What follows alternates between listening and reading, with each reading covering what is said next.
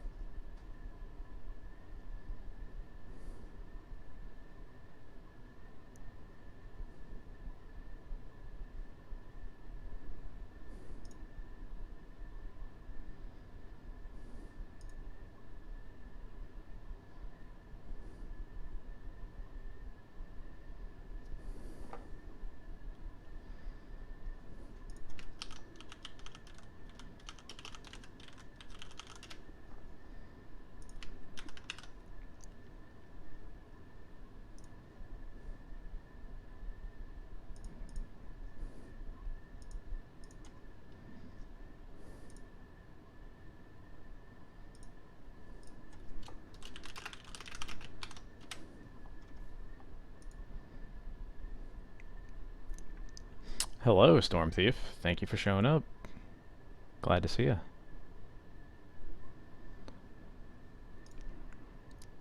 Obviously our first time here, so we're going to wait a little bit for people to show up. Please let me know if my mic sounds okay, if the frame rate looks good, anything like that, just let me know. Could only do so much troubleshooting right before the stream, so...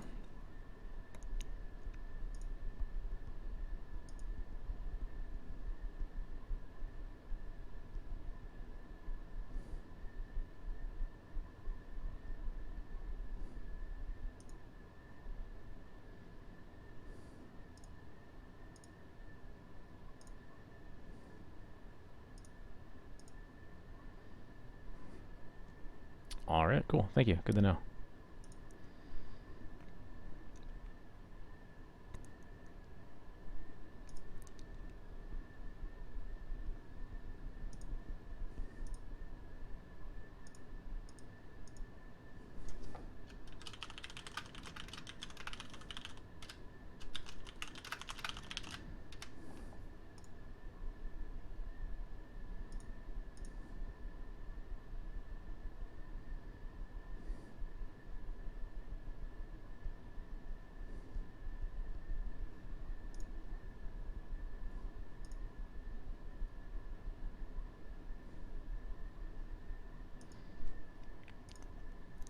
Sleepy, what's up? Glad you can make it.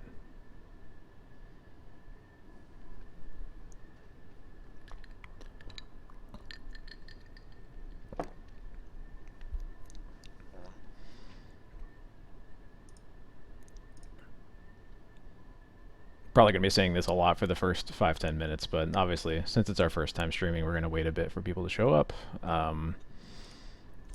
This is the list I'm going to be playing. If anybody has any questions about it, feel free to fire them off, and I will answer to the best of my abilities. The Cherry Coke Zero is great. Thank you very much.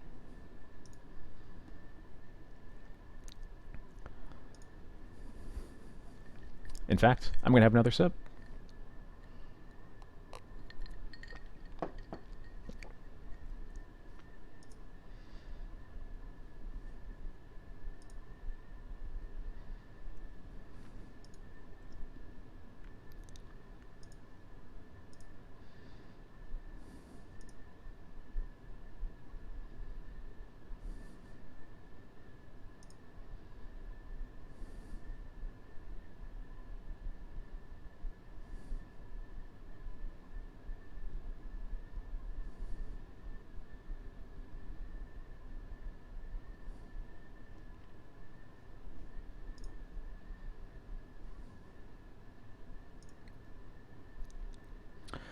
I unfortunately can't promise that there's only going to be good DNT players here. Actually, yeah, Sleepy is probably going to excuse himself if that's the rule, so unfortunately...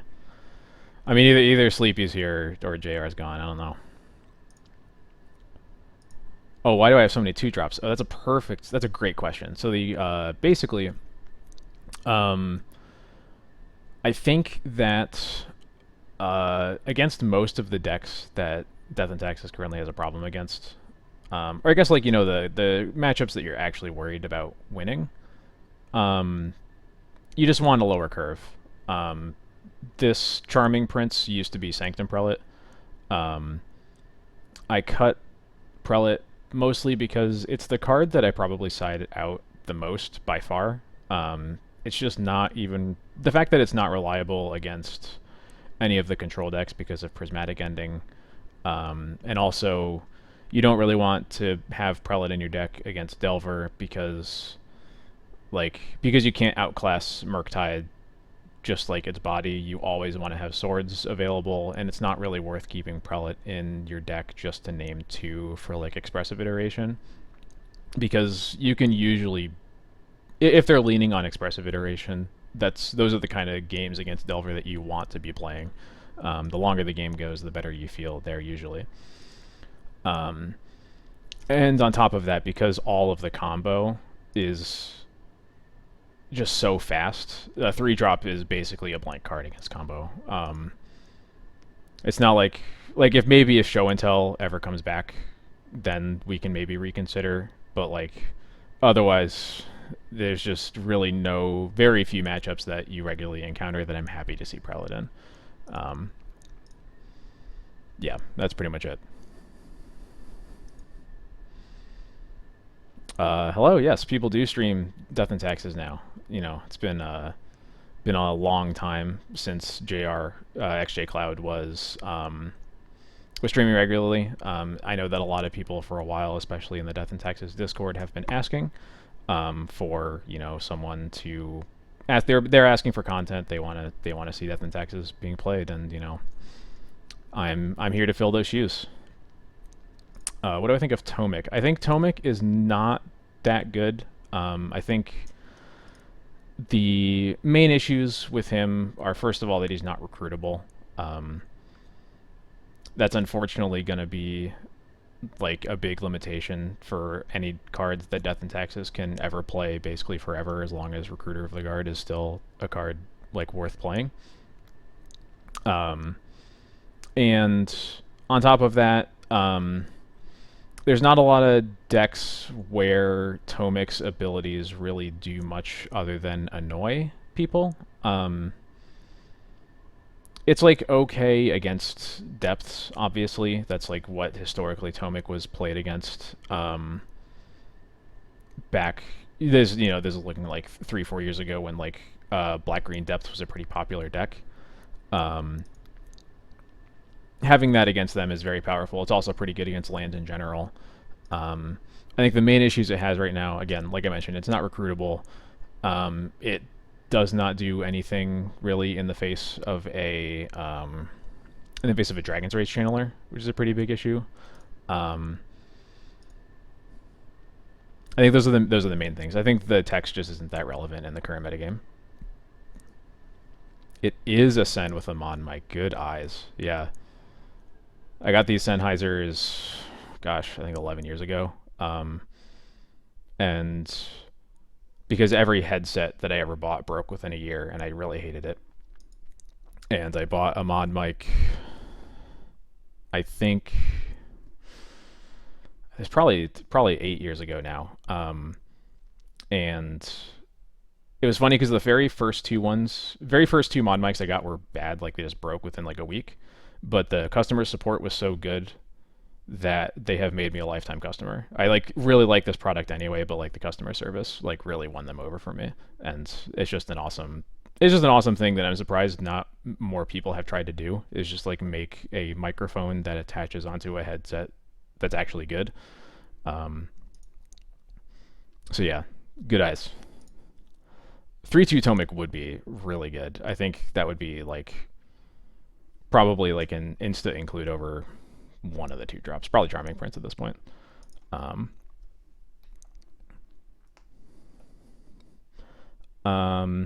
Yeah, let me know if the stuttering continues. I can definitely maybe turn down the quality or something to make sure that the frame rate stays consistent. Yeah.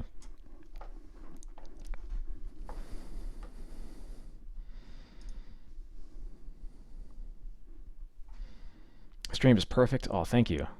I'm sure it can be better though. This is my first time. It's never perfect the first time. Okay, that's good to know. Good to know it's been fine for a while.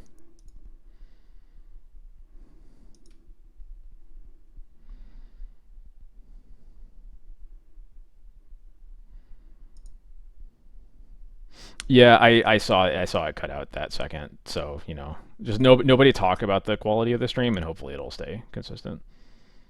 And if you like complain that I drop one frame, then you're banned because apparently we can't handle that here.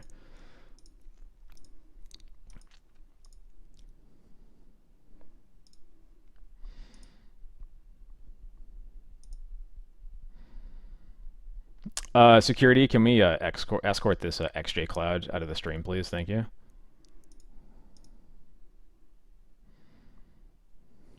Rollback for video streams, genius.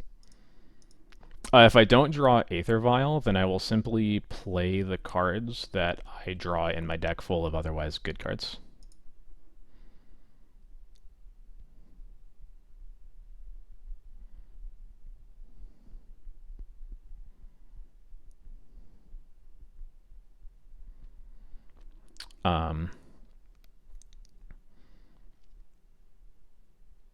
Yeah, you lose the game if you don't get Vial. Yeah, basically, you basically just like insta scoop if you don't see a Vial. If your Vial gets Force of Willed, then you concede immediately.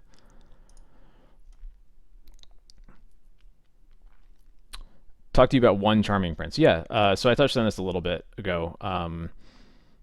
The card that's in a lot of lists that you'll see not here is Sanctum Prelate.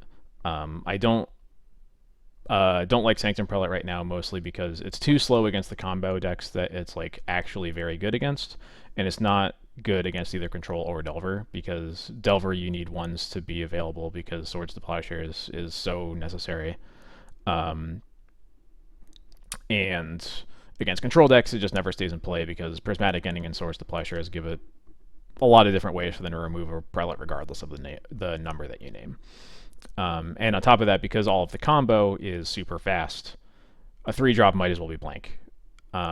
It's not like there's show and tell where you can like hope to get to turn 3, play it, name 3, and win the game. That just doesn't really happen anymore. The reason for the Charming Prince is mostly that I just wanted a 2-drop as opposed to a 3-drop to replace the Prelate. And this is kind of an experiment just to see how I like it.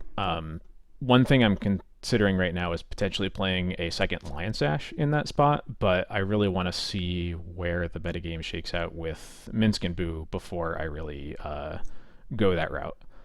One thing I'm thinking is that like Minsc and Boo does fit pretty well into a lot of these control decks that previously kind of had a hard time winning the game unless Uro was good, which it often wasn't. And in those decks, they're going to rely pretty heavily on Life from the Loam to make sure that they actually can keep all of their colors of mana in play. And if that becomes more popular, then I probably want the second Sash to pressure the Loam and their lands even more. Also means that we can like... That's also important for like pressuring the Wastelands that are often in those 4-color decks somehow. And make sure that our Karakas can stay in play, because Karakas is now even better against them than it was before, because it's good against Uro and it is good against Minsc and Boo, but that makes it even more important that you have the Karakas in play, which is hard against a Life from the Loam Wasteland deck, obviously. So if that kind of shell of cards around Minsc and Boo becomes popular, I could see playing a second Lion Sash. Until that happens, I think Charming Prince is a solid card. It's not, there's, it doesn't do anything great, but it does enough things well that I'm willing to try it out. A lot of people play either a second Commando or an Aethersworn Canonist in that spot, but I don't really like either of those cards. I think Commando is like fine. I'm not as high on it lately as I have been, like a few months ago. And Aethersworn Canonist, I don't know. I'm just not super into that card personally. So nothing super exciting in the sideboard. The only change really from the last deck that I was playing is I cut the 2 Serenities that I had in the sideboard for 8 casts. I just put Mindbreak Traps in there instead, because I don't like the 8 cast matchup. I don't think it's fun. I don't like having to play Serenity against them. And I think I'm just gonna like remove any reason to care about the matchup and just like not try and hope that their deck doesn't work and we win that way. Because I'm just not that super interested in trying hard against Daycast. It's just not fun for me. And there's just a lot of stupid combo in leagues, especially. Mind Break Trap's a pretty good inclusion almost always. I have tried Extraction Specialist. Actually, the last league I was playing had that card, but I think it's fine. I had some spots with it where it was pretty good. I think the pretty common complaint about it is that like it is definitely worse than all the other 3-drops, and our curve is probably higher than it really should be anyway. And that's specifically why I went with Charming Prince, even though it's kind of unassuming, is that at least it's a 2-drop. That's mostly just what I was looking for. Yeah, I don't have Twitch subs yet because I need to stream more to be allowed to be subscribed to. But you know, we'll hopefully get there in not too long. I don't actually know what the requirements are. I'd have to go through, but you know, we'll get there. How do I feel about Palace Jailer? Nah, get out of here.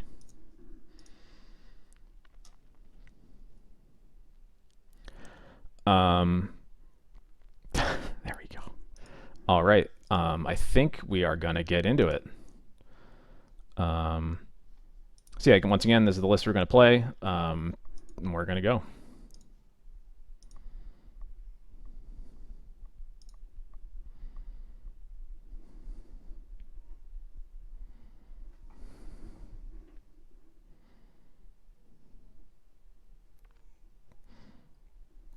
Oh, I did not explain why no Saga.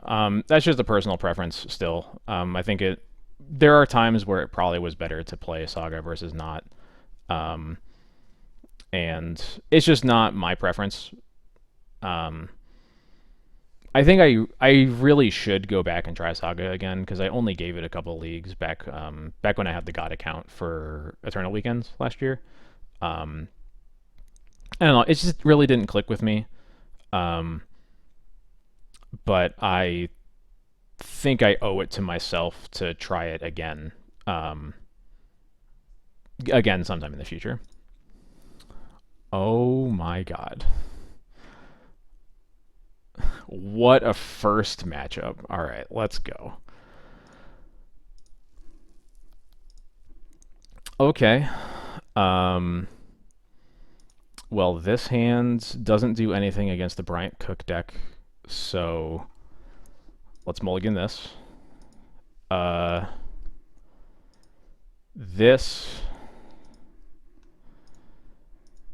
Spirit of the Labyrinth kind of does something, but the rest of the hand is pretty bad. Looks like he's thinking about it at least. He mulls to 6, which is making me want to mull to 5.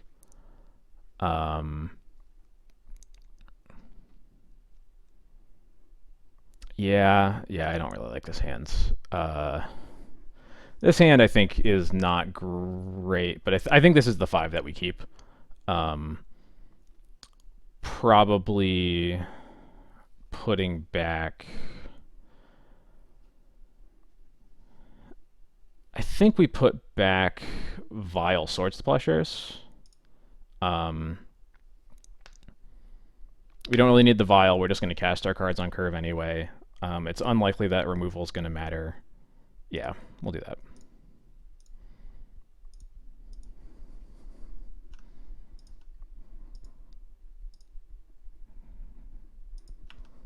All right, kept 5. Let's see what happens.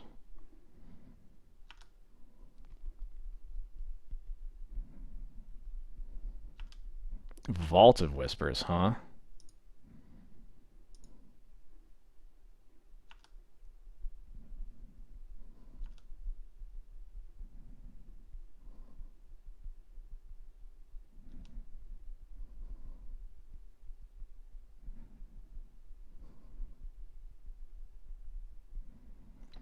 Cruel Bargain. Got it. So this Spirit is going to be very good. if we live, which is a definitely a big question mark. Yeah, I guess it is Spanish Inquisition. All right.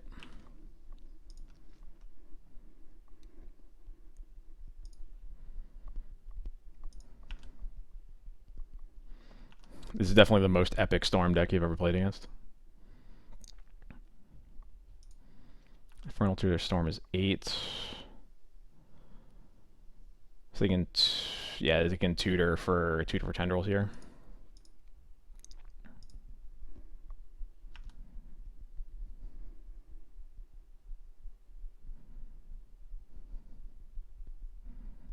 Yep. All right. Got me.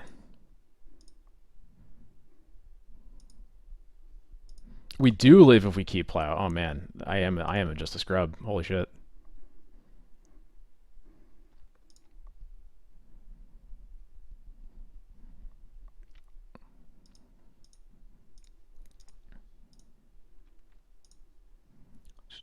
All right, so definitely mind break traps, definitely deafening silences. I have no idea if Spanish Inquisition has anything that cares about the... Oh, we saw an echo of Eons off of the Chrome Mox, so we probably want at least Grafdigger's Cage. I'm not sure if we want the Rips or the Surgicals. Well, in the meantime, we can start by cutting this and this. I think it's probably safe to bring in Surgicals just to see what happens. I don't think I want Rip, though, because Rip is just too slow for only Echo, but we'll see.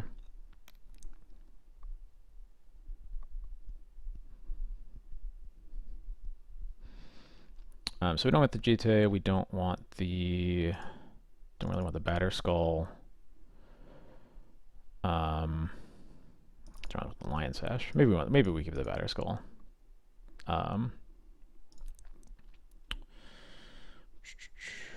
This doesn't seem like a great Skyclave matchup. Skyclave's probably better than Wisp, though. Skull or Peacekeeper, yeah, that makes sense to me.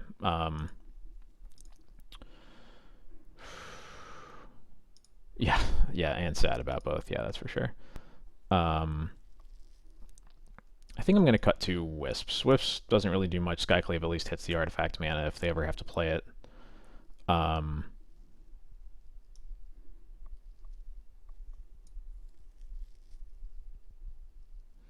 Maybe we just cut these Solitudes, though. Maybe we could do this, maybe? I'm not really happy about some collection of cards I'm keeping here, but maybe this is good enough.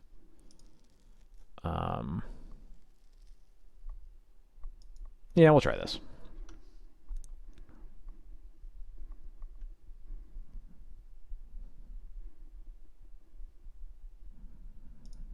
I would love to play first.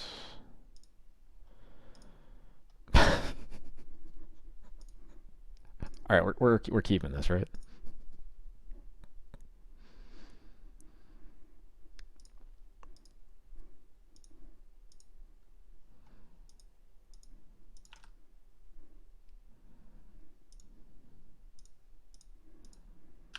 All right, I dare you. Probably that's going to go LED Echo now, but...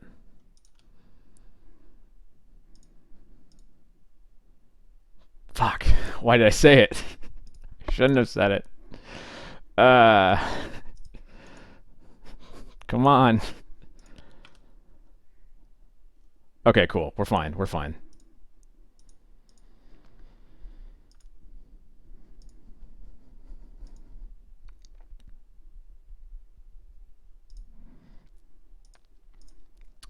Do we trap the ritual here, or do we just wait for a payoff? I don't actually know how much discard SI plays, if any, but I feel like if we mind break trap this, then they can just go off again next turn. So I'm not sure if I want to... I feel like I want to wait for a payoff here.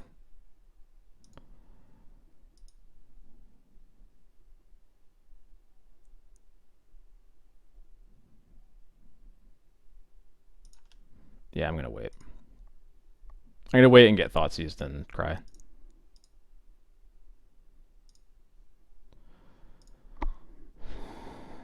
Do I take that payoff?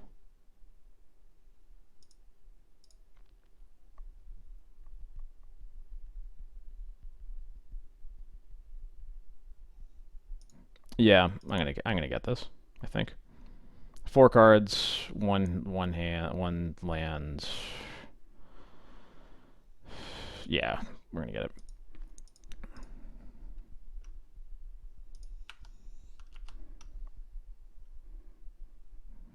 Pedal, pedal. Hopefully just playing those out to get through Thalia. And Entomb. Oh, Entomb for Echo, and the last card's LED. Yeah, that makes sense. No. Oh, no, they're going to cast it that way. Okay.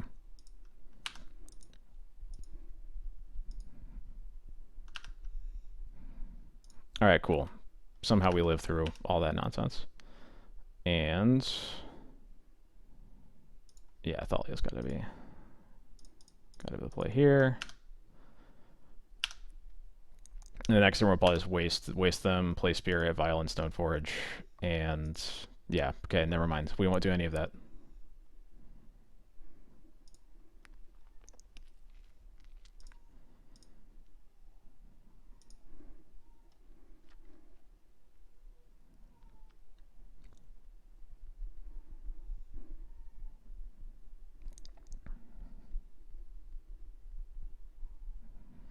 Yeah, unfortunately, we're probably not going to see Mindbreak Trap since we just saw both of them, and then another one after an Echo. So I think our luck has run out, but we'll see.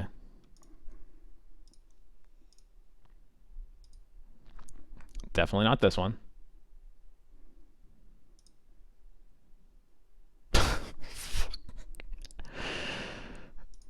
This one's funny, but still not worth keeping. Against the Mold of 5 now.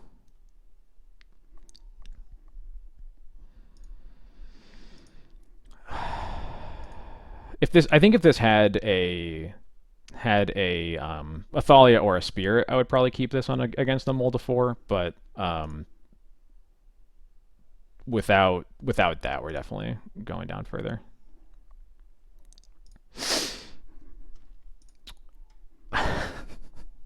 Having some really fun mulligan decisions here. I think we do keep this. I think we put back Skyclave, Batterskull, and Stoneforge. He's on 3, so like, if he just tries to go for it, then the Mindbreak Trap means that he's gonna probably just be dead. All right. Mulligan to 2. I guess if that 2 contains LED and Echo, then we have a game, but...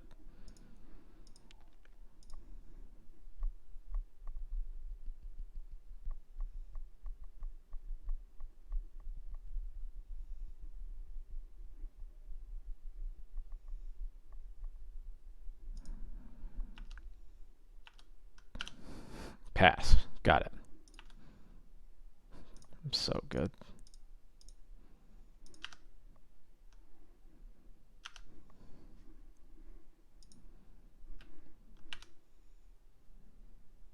Alright, not the best second land to draw, but you know.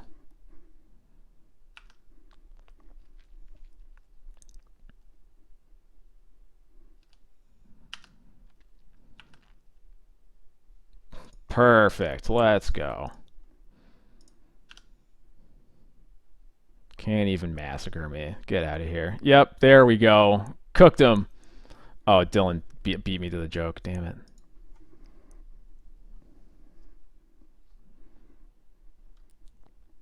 All right, incredible start. Incredible start, everybody.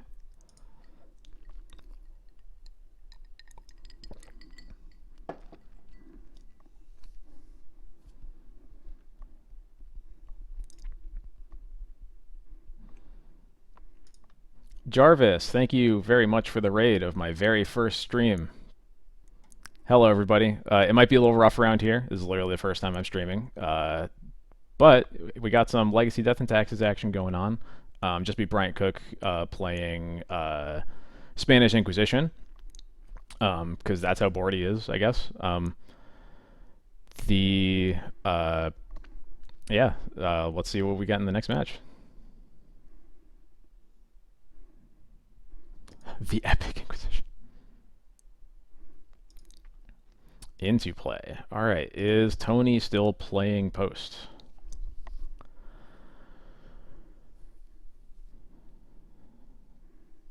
I feel like last time I played against him, he wasn't. But I don't remember what it was. What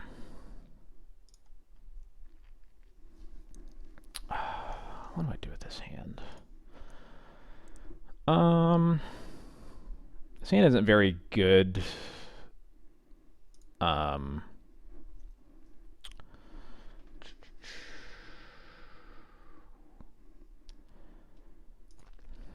If it's against post, I at least have a swords for a turn 1 reclaimer.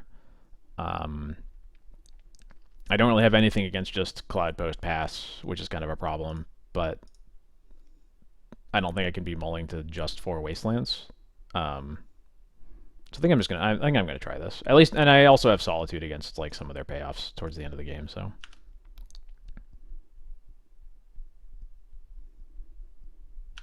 Chrome Box. Okay, it is not post.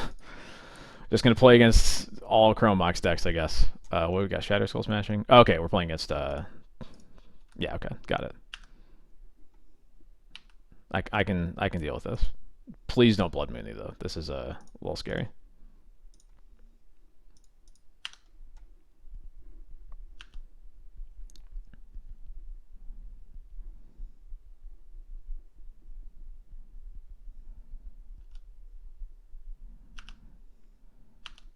All right, we're gonna get it Rabble Mastered.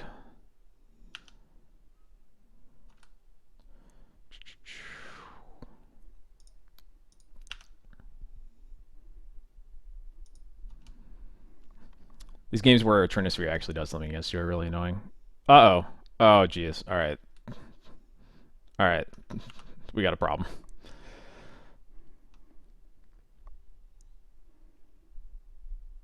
Any lands, preferably plains.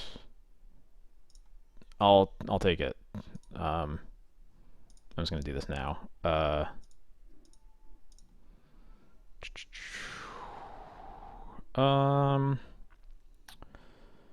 What do I pitch here? It's probably. Oh, we have 2 spirits. That's okay. That was kind of obvious. There we go.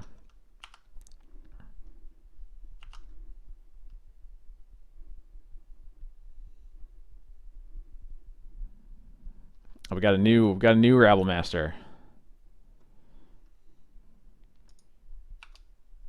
Plains. That's not plains. 2, 3, 4, 5, 6. Because I am who I am, we're gonna see if we can get through this, but I'm guessing we won't.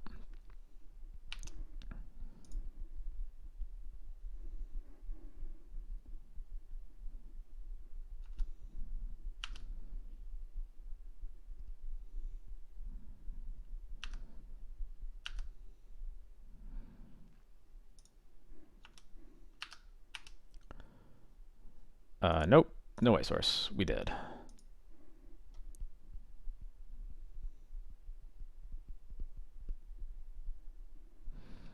Yeah, I think the 3-ball meant that there was no draw that mattered, but I'm a weirdo who likes to see every single draw I could take, even if I know I can't win. So what I like to do here, the Council's Judgments obviously are good. I like Containment Priest, just because we have some cards that aren't that good, and sometimes Containment Priest means our Flicker Wisps or removal spells. It's also just a 2/2 that can get in front of Rabble Masters. In this matchup,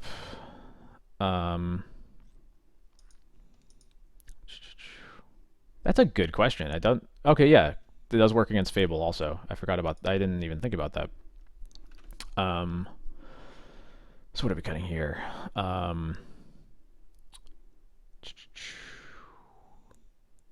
The Lion Sash is pretty whatever. It's not a card we really ever want to draw.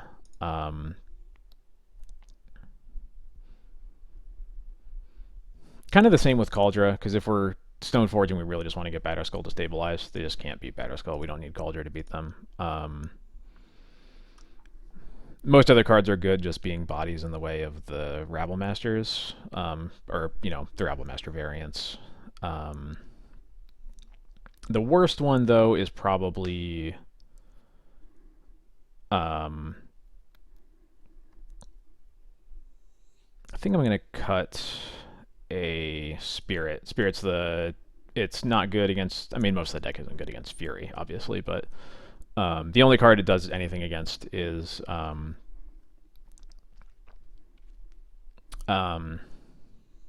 words. The only thing it does anything against is the second chapter of Fable. And it's just a worse blocker than Thalia is, so... I would love to play first. Man, no white sources, huh? Let's try again.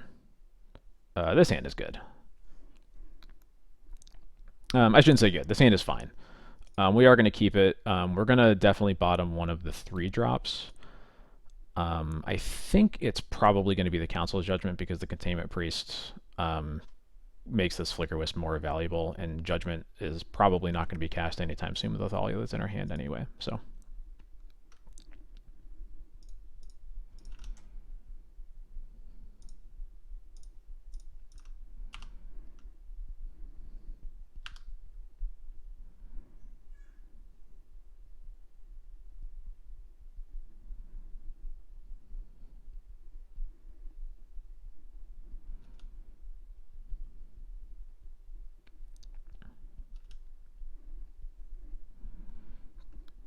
Chrome Mox taking Fable. Okay, and just pass. Interesting.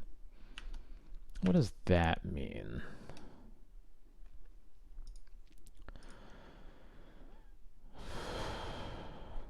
Not sure what that means, but I think I am just going to... I think I'm just going to play Thalia here. Don't really see a reason not to.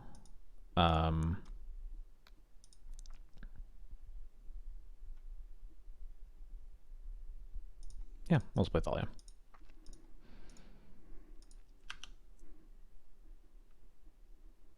It's possible there's going to be like a dead. If it's a dead, that's fine, because I think these 2 creatures are more valuable. Yeah.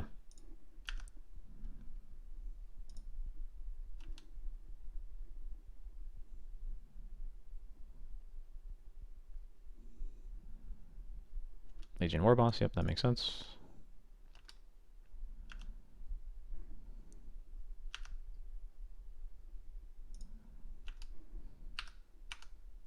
Take Val up, we get Caracas.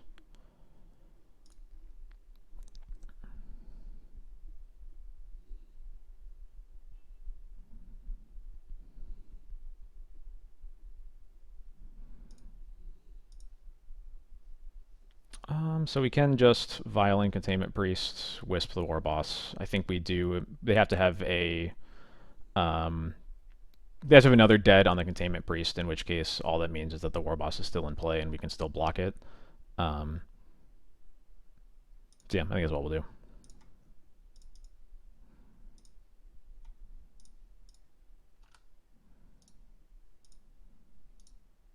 We'll just do this now. No reason to get fancy.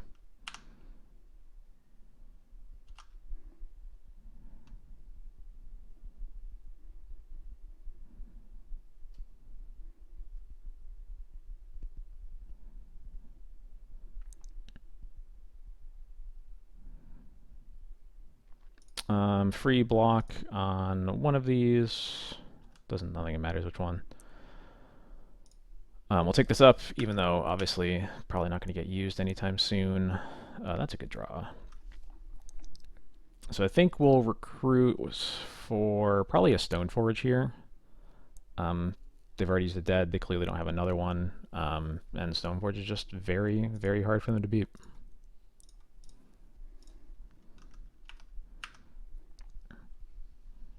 And the Stoneforge will probably get GT. I don't need Batterskull to stabilize here. If they make like a ton of... if they put a ton of power in play, there's a chance I'll go for a Batterskull instead, but probably GT. Can't Violin Recruiter because of the Containment Priest.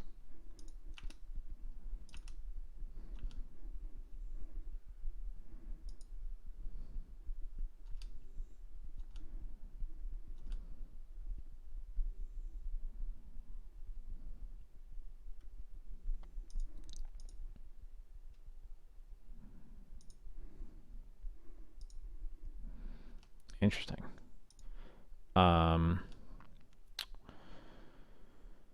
So we're definitely blocking the Rabble Master with something.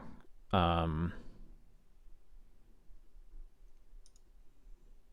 I block it with the Wisp,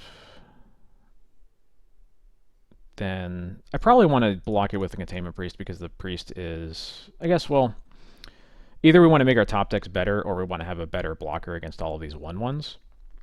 So I think I want to trade off the Wisp because we don't need this Vial, even if like it could make some of our future draws better. And then the question is whether we trade off Recruiter. And I think the answer is yes also because, again, we just want to stabilize. Yorion isn't going to be coming into play anytime soon for multiple reasons. So I think just having the fewer creatures they have in play, the better. Yeah, let's go with this.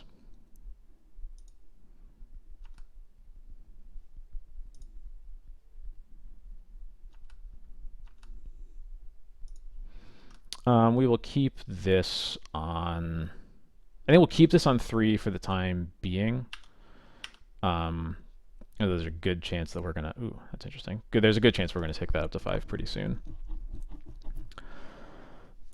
Interesting. So that's a different thing that we can do this turn.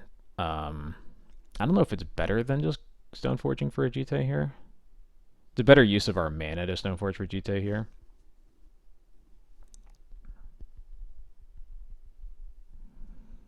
Yeah, I guess also because it means that next turn, if they attack with something that the priest can trade off with, and then we can also Vial in the Skyclave on something else. So yeah, I think we're gonna Stoneforge for Jite here.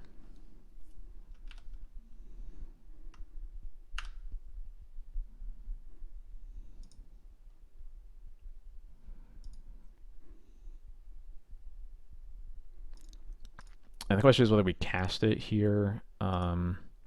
I don't remember if Stompy plays much anything that really just deals with artifacts anymore. Yeah,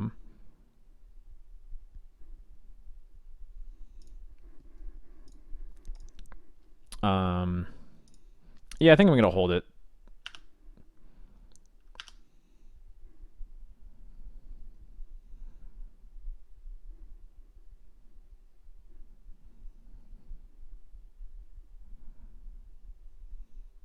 Okay, they do have a dead on the Stoneforge. That's fine.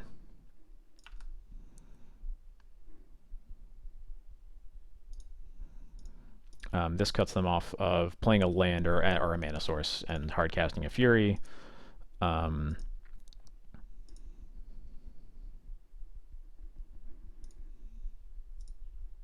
Just another Rabble Master is totally fine.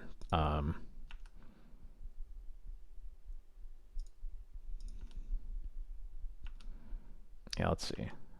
So they attack with a bunch of stuff. This Legion War Boss pumps something. I think here is a very safe block the War Boss with the Containment Priest. We take 1, 2, 3. We take 4 damage. Then we can Vial in the Skyclave on the Rabble Master. All they have is they have like 4 power across tokens. We cast Jite, equip, attack, kill the biggest token, and yeah, it was looking very good for us.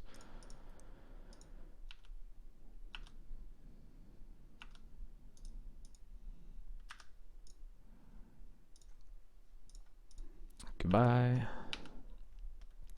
Now we'll start taking up.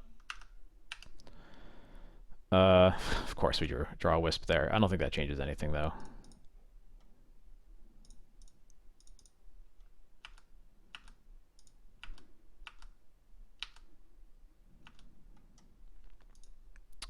I guess we can hold on the counters if they play another Goblin.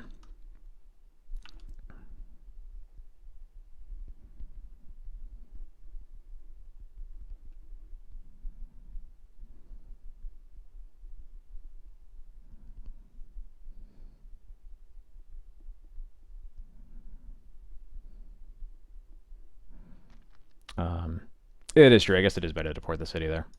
I was thinking of cutting off the red source, but actually, yeah, the city is basically the same for every play that we care about them making.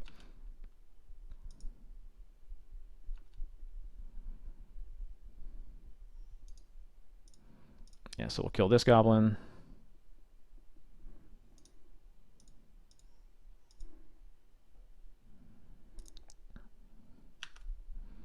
I'll take 2. We're still 11, which is pretty comfortable in this matchup, especially having dealt with 3, 4, yeah, 4 goblins.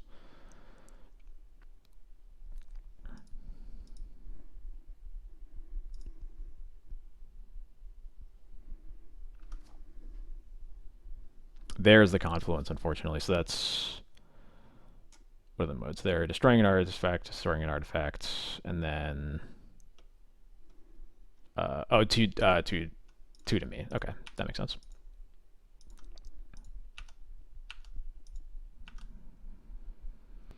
Wastelands, interesting.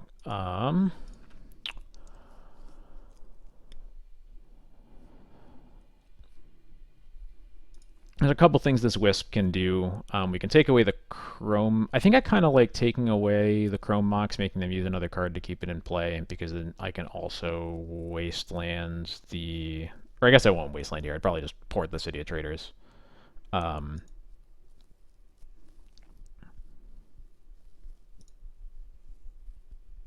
know, I'll keep Skyclave back as a blocker for these tokens, yeah.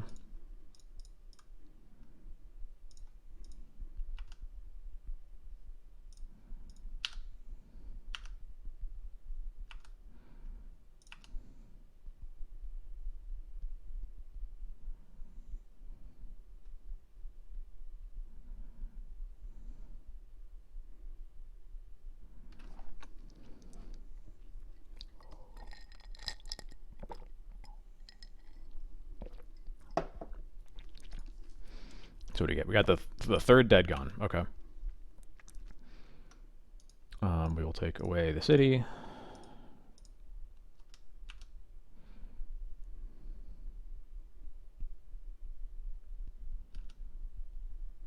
Makes sense. And a squee. Okay. So now we have a question here of whether we want to block this squee or... let's see. So the Skyclave is definitely blocking a 1/1, and then there's a question of whether we block the squee with the Wisp or if we wait until we just have the squee locked down with Caracas.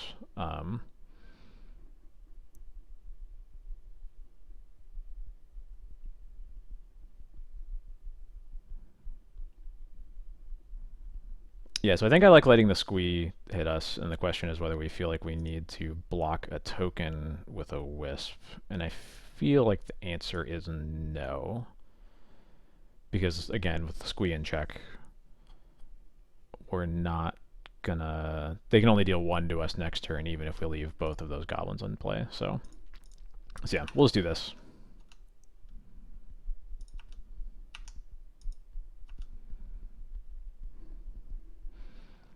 Land is not bad, actually.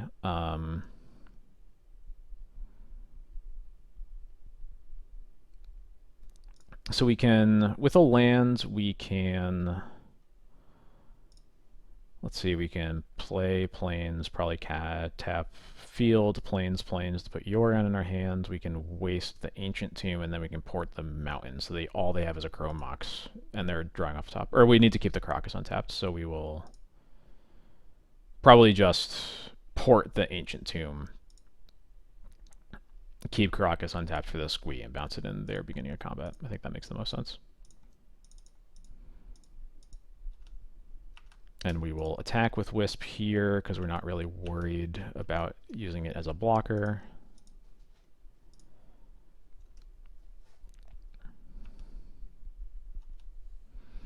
And then here, we will port the Ancient Tomb, keep Caracas up for the squee.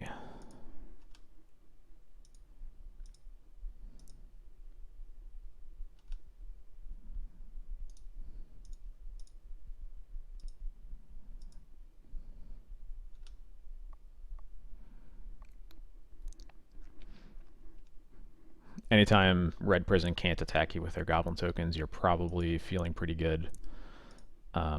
He might still attack here, honestly, but it's not entirely clear what he's really gaining from it. Yep, chooses not to.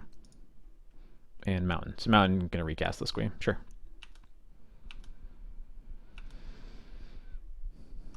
Another Wisp, huh? So that gives us the option to Wisp the Chrome Mox to kill it for good. We can Wisp the Chrome Mox, Wasteland the Ancient Tomb. I guess again we have to keep Crocus up, so we'll port the Ancient Tomb and bounce Squee again. Yeah, that seems good.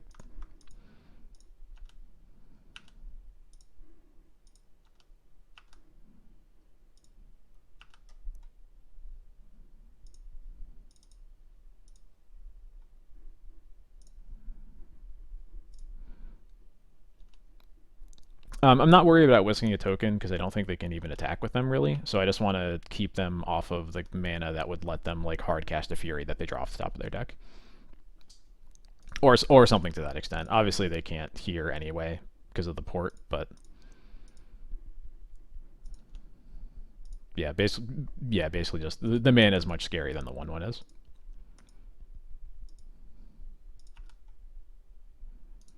Goodbye, Squee. And yeah, there you go.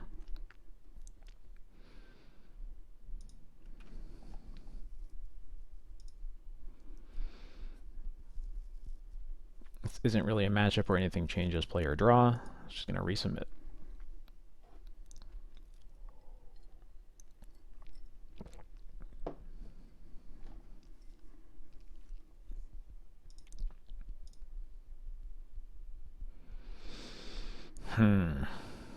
Two swords and a vial is good. No planes is bad, as is usual.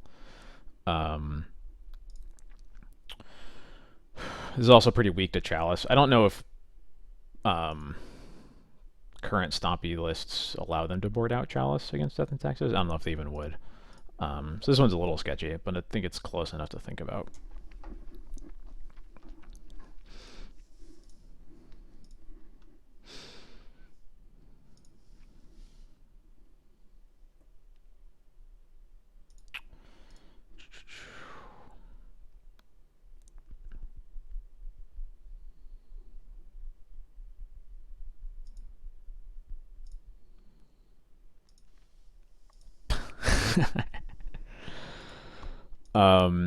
This one is a pretty big fail state. But I think the upside here is good enough that I'm gonna keep it. I think we'll see. I'm definitely not sure about this one. I think if this Caracas was a Plains, it would be an easy keep. But we're getting Chaliced. No, we're not. We're getting Fabled. Okay, Fable is fine. Okay, we drew a Plains anyway. This is never a problem. I think this seems like a pretty great spot to Swords the Fable token. City of Traders means that it's going to be hard for them to develop their mana. They're going to probably rely on this treasure token quite a bit. So I'm just going to take it away from them.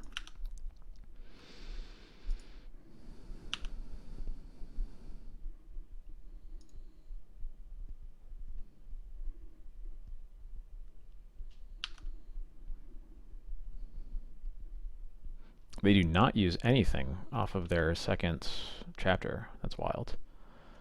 Legion War Boss. Okay, we have the second swords for that. We'll also be able to play our Vial. Do we draw anything exciting? No, we draw Plains. I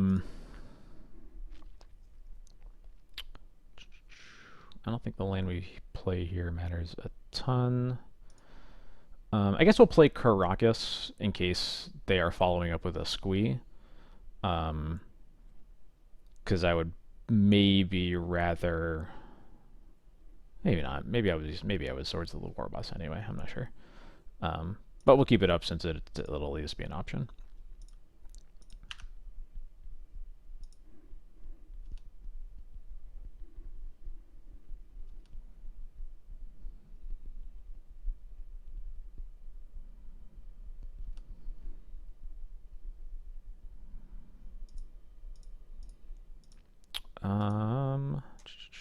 Right, these trigger at the beginning of combat, so we're going to get rid of this war boss. Let him attack with 2 tokens.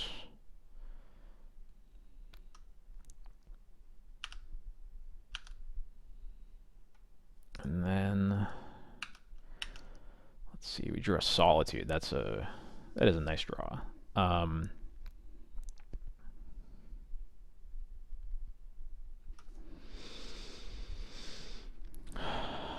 Now the question is, what do we want to Skyclave?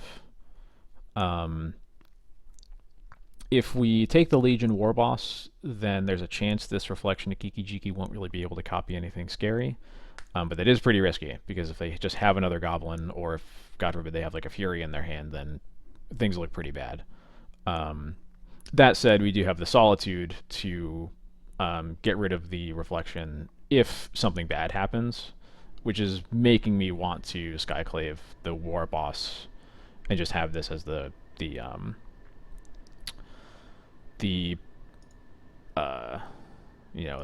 break glass if in danger or whatever it is. All right, get rid of the War Boss. See what happens.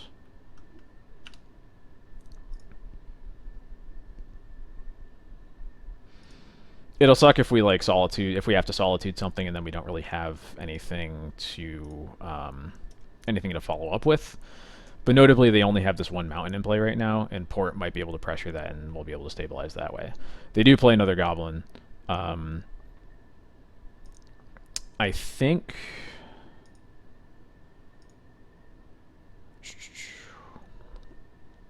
I'm thinking about this too long, so it's probably too late. There's probably a world where you like let the War Boss resolve and then Solitude the War Boss in response to Reflection copying it.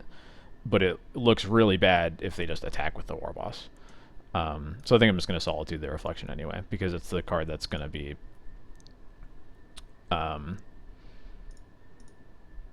it's the card that's threatening us the most, realistically.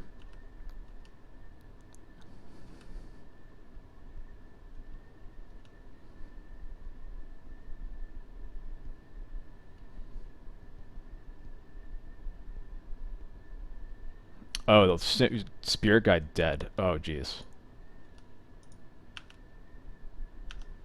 They need mana to copy, but like they still have a land drop. The Spirit Guide there obviously would have been the mana to copy it as well. So like I think there's a lot of situations there where they still get the copy. Uh-oh. This is not looking good. So 2, 3, 4, 5, 6, 7, 8. Gonna be taking 10 next turn. That ain't great. We probably have to put Yorion in our hand and then hope that we top deck a 3-drop next turn.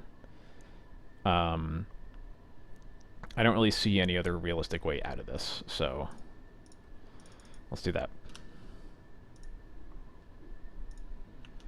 I did not draw Stoneforge Mystic because I'm not good at this game.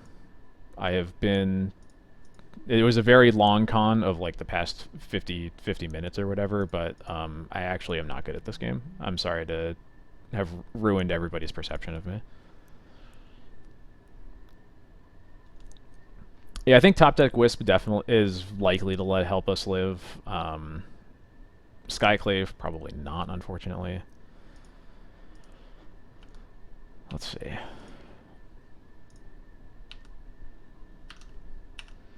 I wonder if just a Solitude off the top. Nope. Alright, we're dead. We got. Sometimes you lose good matchups. That's how it goes.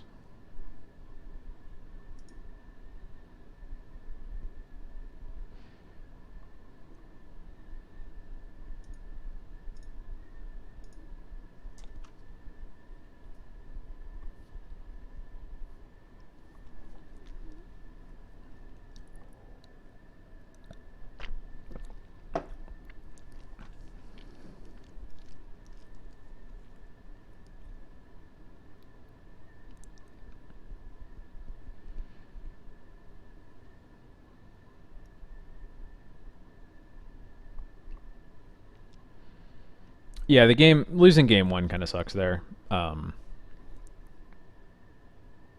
Sometimes it happens, you know. It's not often that their lock pieces matter, but when they do, it's a bummer.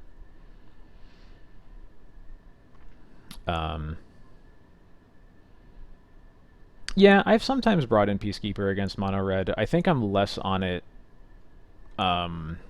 Between the Dead Guns and like the confluences we saw, I'm less on it.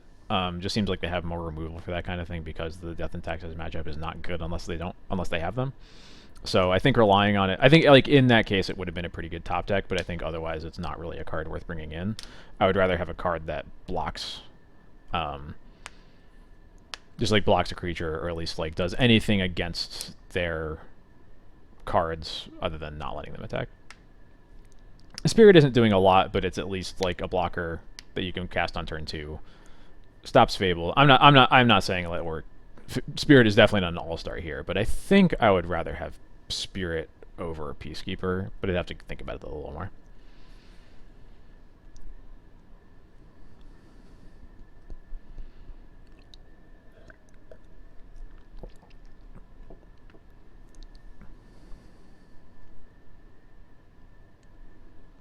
There we go.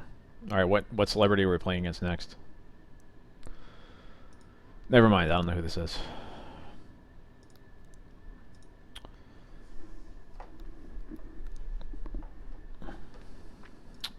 This hand seems fine. It's not nothing spectacular. Definitely lands and spells. Ends. Wait. What?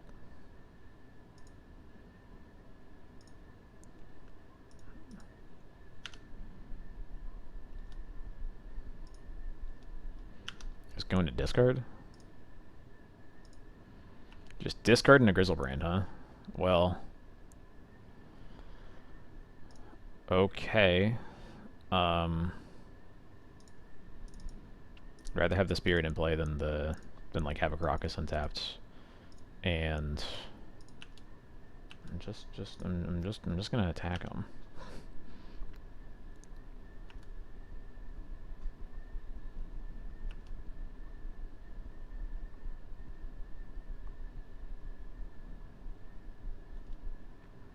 Thoughtseize cannot take Crocus.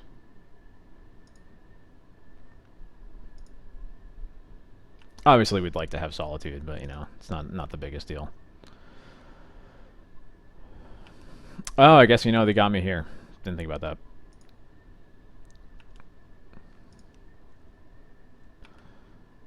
And then are they going to Lotus Petal reanimate Grizzlebrand? Yeah, the stack was bad apparently. I didn't think about that. I'm a big dummy.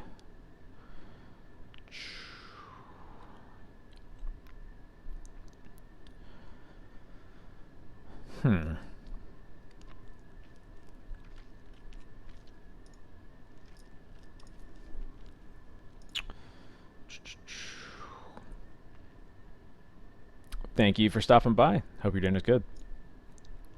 So here I am considering... I kind of like Skyclave on the Lotus Petal just to cut off the mana. I kind of want to keep Wisp on the Solitude as a...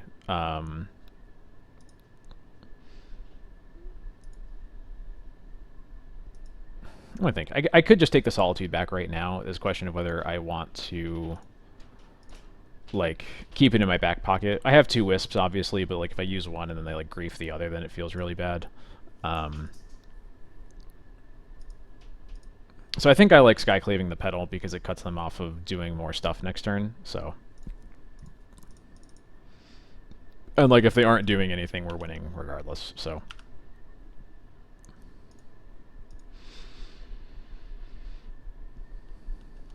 Oh, and we also knew we know they... Did they... I forget if they missed a land drop because they just passed turn 1 and 2. So they did not miss a land drop. But... with this attack... I think we just keep it in play, right? We just let it hit us. Like, if we block, it makes their Exhumes worse, but... I don't want to count on them having Exhume because every time I do, they don't. Um, oh yeah, yeah. Obviously block with mom. Um, yeah, something let's do that.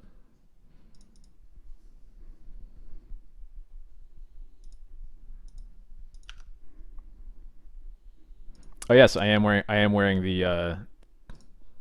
Of course they have the exam. I am wearing the 80 is the new 60 shirt from Coalesce Apparel. I'm not sponsored. I just like the shirt. I don't know if you can actually see the whole thing on stream. My camera's not in the best spot. All right, so they get a Grizzlebrands, but they drawing 7 there seems a little risky. Yeah, that I am like flabbergasted. That's like very risky.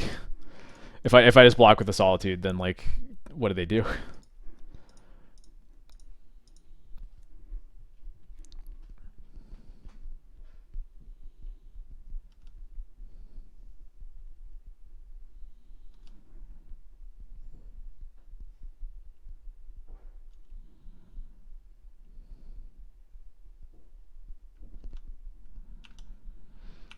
All right, what do we get here? Get a Plains. Plains doesn't do much. So we can bounce the Grizzlebrands, put him to 2. I don't. There's not really anything else to do. And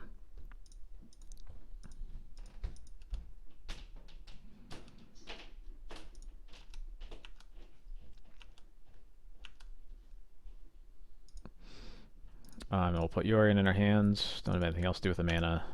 They know we have the Batterskull, so we're not like bluffing anything. So they're at 1, so they can't use a fetch. They can't activate Grizzlebrand if they get it. Just gonna be an Entomb, probably for like an Archon or something like that. Yeah, Entomb for Archon.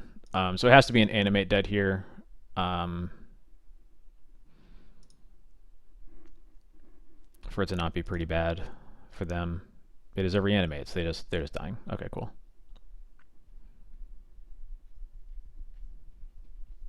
Very happy to win a game 1 against Reanimator. You don't get those very often, and it's the sideboard games that they really need to sweat. So anyway, we're going to bring in all these cards. Yeah, that was one of the weirdest games against Reanimator I've ever had. So bringing all these cards, I think about the Peacekeeper and usually don't. But it's close. There's a lot of cards in our deck that don't really do a whole lot. So let's see. We start with cutting the Batterskull and the Jite. I usually cut down to basically none of the 3 drops outside of Recruiter. I don't like Timeless Dragon because you just never have the time to cast it, or you never have the time to cycle it. Charming Prince doesn't really do a whole lot. I think I actually prefer. I prefer Skyclave over Wisp because there's, every now and then you get to Skyclave and Animate Dead and feel really smart.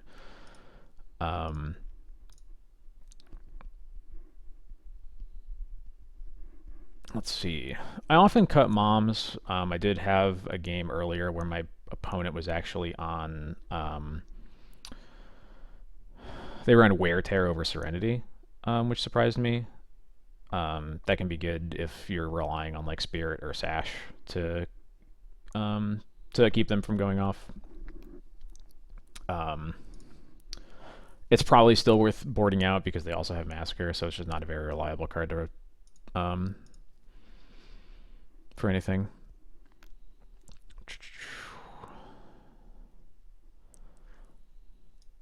Yeah, I think I'll just cut the moms.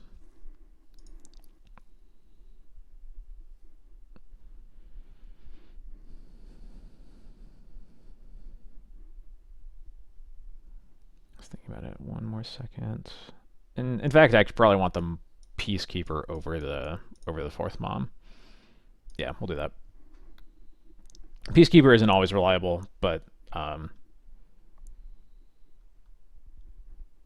there's a lot of ways it helps. It at least buys you time.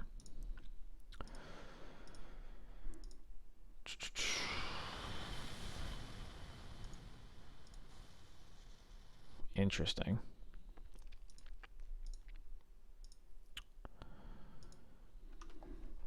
Yeah, Archon's their main threat post board, which is why I don't love Peacekeeper, because a lot of times it'll just die to an Archon trigger. I think I should I should board it in realistically, but I've just had a lot of situations where it doesn't actually keep you alive as well as you would want it to. This hand is interesting. I think because we're on the draw and this has no turn 0 interaction, it's a mulligan regardless. I have three surgicals and 2 mind break traps that I'm mulling to.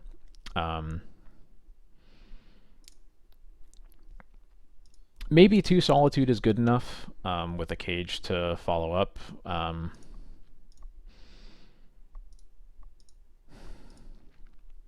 I feel like every time I rely on getting to my first turn, it never works out. But that's I probably just have to accept that rather than like mull to 5 just to find 1 surgical and then have it griefed anyway.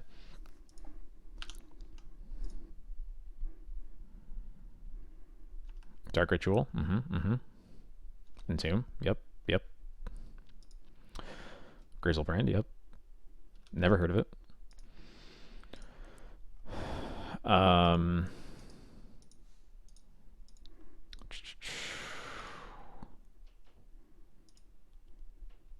Oh, we did want to evoke. I just went through that too fast. Yep, that was dumb. So we're definitely solituding. I think pitching the Thalia because we're not at the point where they already have a Grizzlebrand to play. Thalia doesn't matter anymore. Yeah, I should have evoked though. That was silly of me. It's been so I just like it's funny. I like literally always hope for them to have Exhume over any other reanimation spell, and they just never do. So I just like forget that that's even an option.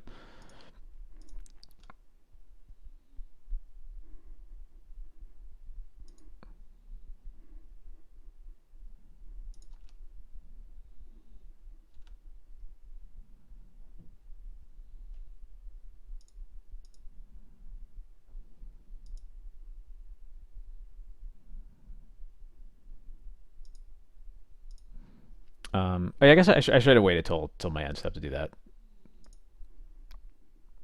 Because yeah, like they could just have another.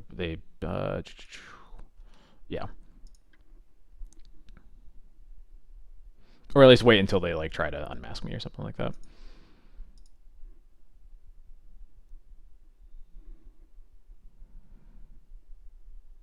Yeah, there kind of isn't a reason to do it now, but part of it is that like if as soon as they have a bunch of cards in their hands, you might as well not have a hand at all. And it's probably better to wait to like make them use a discard spell on you first in case there's a chance you get to their end step and like you have everything in your hands. For the most part, it doesn't really make a difference. You're probably losing. You're probably losing either way.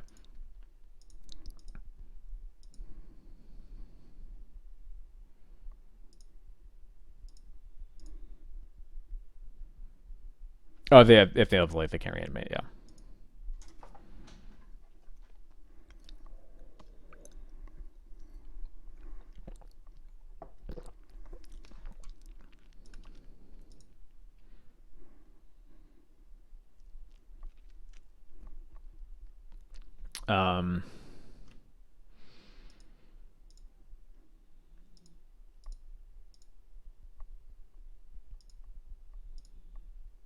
I guess we can let this resolve. We discard the wasteland.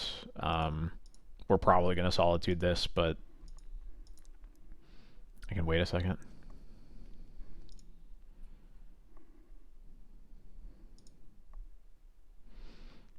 Yeah, I that's usually what I do. I solitude in response to the first draw. Because they know then they know the least about it. All right, now we solitude. And this tends to be why the exact way you sequence your plays on this turn doesn't usually matter because they can draw 14 off of Grizzlebrand regardless of the exact timing, and you usually go into your turn 2 with your turn 1 with a completely empty hand.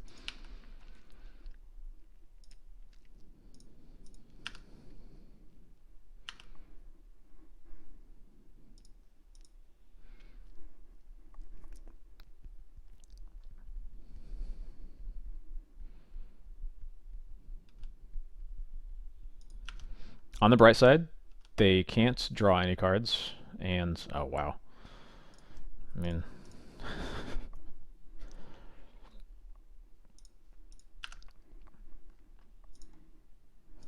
Didn't expect to get here, but I'm glad I am. Okay, Entomb for another. Tomb for an Archon. Hopefully they have to exhume it, but I assume they won't because they've already used one and exiled another. Oh, they do have to looting. Anytime I see looting cast, I'm usually pretty happy. Because it just means a mana they aren't spending on actually killing you, but...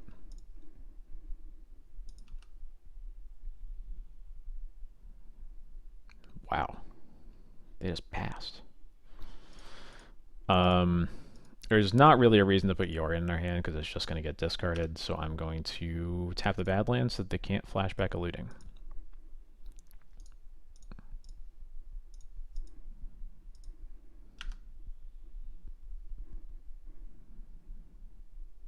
Wow. They're so good. They have two Lotus Petals left.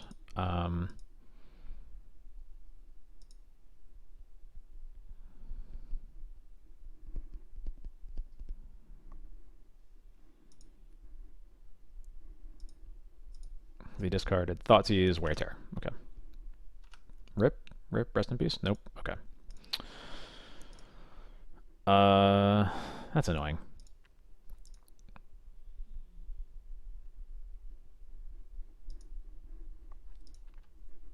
I'm going to make them think about Surgical here because the land and plate is not really that valuable.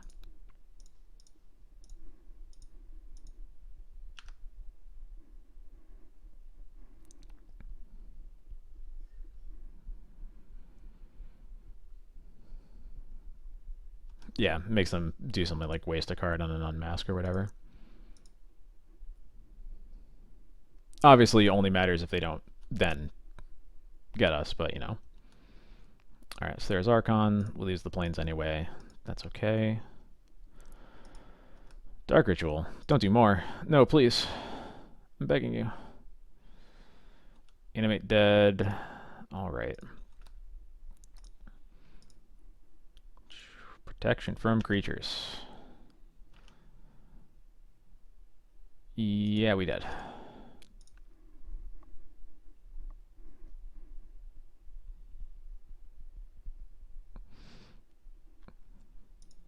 Honestly, that's a lot better than most games against Reanimator where you're on the draw go. But yeah, not surprised we lost that one. This is where we feel really good that we stole game 1 and we get to play game 3 on the play. Getting access to turn 1 interaction is very big. Although this hand does not really have it. I don't really count Swords to Plowshares as interaction because if they already have a creature in play, then things are not good. It usually means that they're going to get a second one. So I do not like this hand. This hand I do like quite a bit. I think we're gonna bottom the Skyclave here. They mulled a 6, which I'm also happy to see. Gonna bottom the Skyclave here. We're gonna hope that the Surgical Distraction gets us to our second turn where we cast Rip, and we don't win the game. We've seen Wear Tear, but you know. I'll also put Crocus in play in case they go for a Grizzlebrand.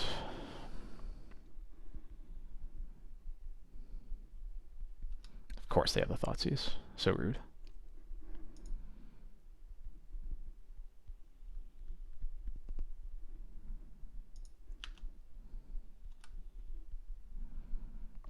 That's a good one. Yeah, let's just play Lion Sash.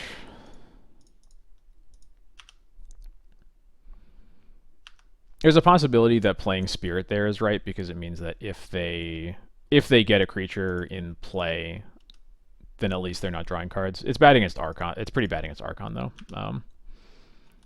I mean, most of our plays are bad against Archon, to be fair, but all right.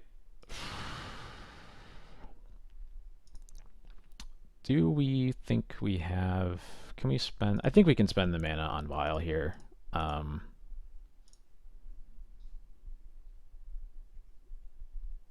Really unlikely they're going to be able to put two threats into their yard, so... And they would have to both put 2 threats in their yard and have Exhume for that to matter.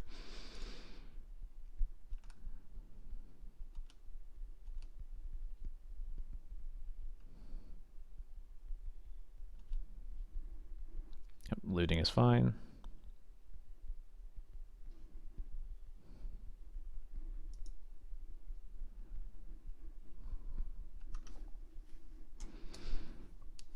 Unfortunately, I'm out of Coke, so I'm gonna have to go back to the tried and true water bottle.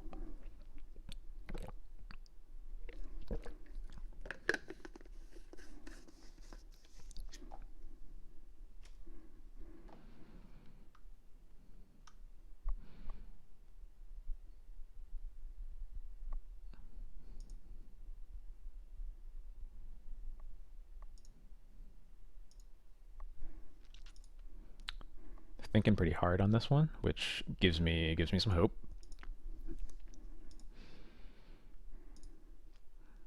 Unmask and Dark Ritual, deal. We'll eat a Polluted Delta to get bigger.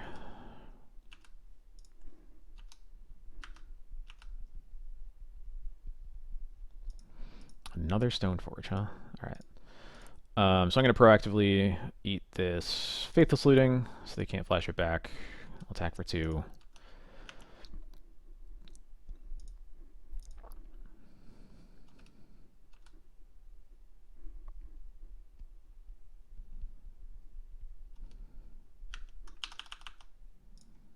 Let's see.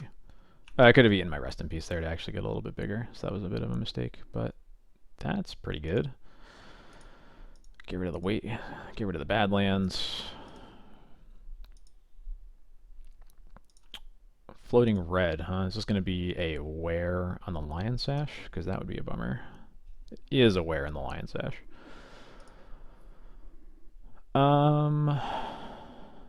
I don't think there's a reason. There's no reason to eat anything else in their yard, so I think we just let that happen. I'll play the Spirit, since that's good against a lot of the cards they can put into play. We'll Vial and Stoneforge getting a Cauldron. Cauldron's the only other equipment in our deck, so unfortunately the second Stoneforge is only worth anything. Actually, it's worth a lot here, because now they can just grief 1, it doesn't matter. Otherwise, it only would have been worth anything if the other one got removed.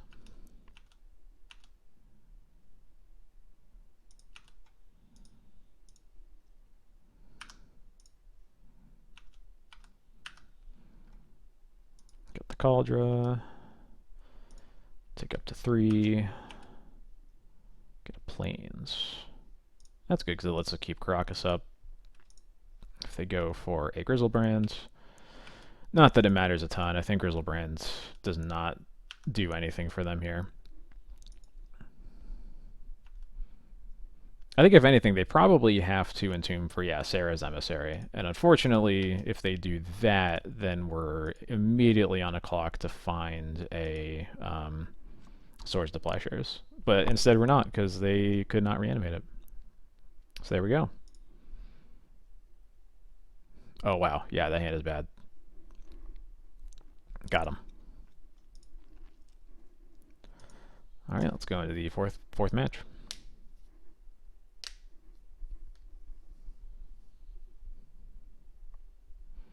Yeah, so the Animate Dead was good if they drew a land. Having 2 fatties in their hand was pretty bad. Being able to get rid of their Faithless Looting was a big deal there.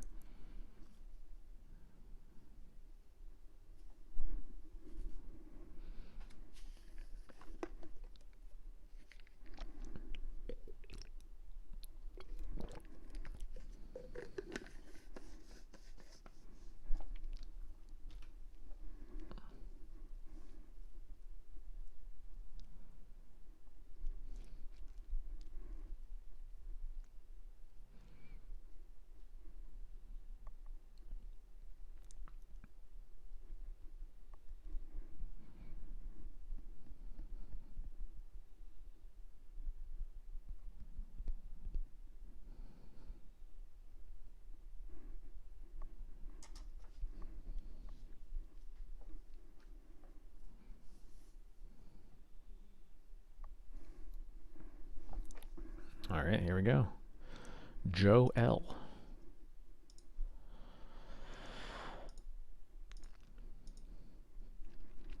His hand is solid. Doesn't do anything super well. This is going to be pretty good against any fair deck. It's a good collection of lands and spells. It is a bad collection of lands and spells against an Underground Sea. But we'll see what happens.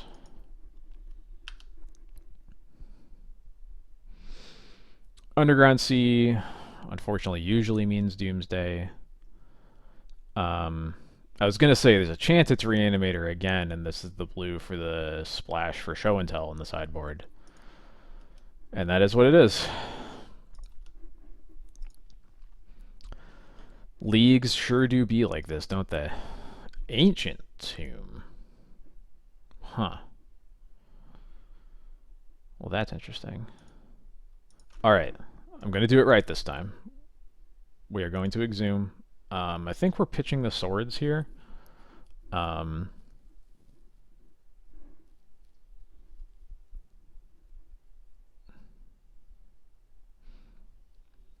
Yeah, I think we pitch the swords because removal against them is always a stopgap, and I think that I need the recruiter to be a I think I need the recruiter to like have a better long-term plan. Yeah.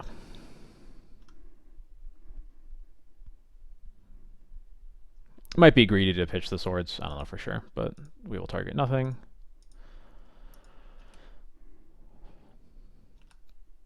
This is great because we even get to sack the mom rather than the Solitude and have a better threat in play.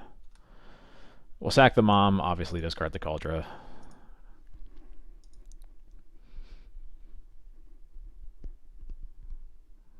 And they do nothing with their floating colorless mana. I'm shocked. Another mom.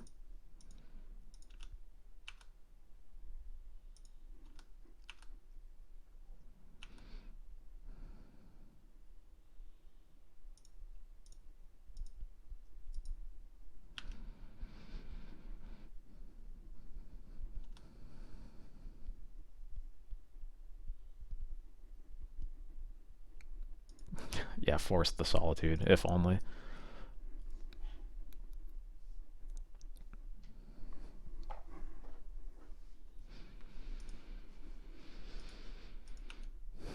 Yeah, so I guess this must be... It's just like blue-black Reanimator. The Ancient Tomb is weird. So the Ancient Tomb means it must also have Show and Tell. It seems weird for them to play both. I guess there's other things. It could be like for intuition. I don't know.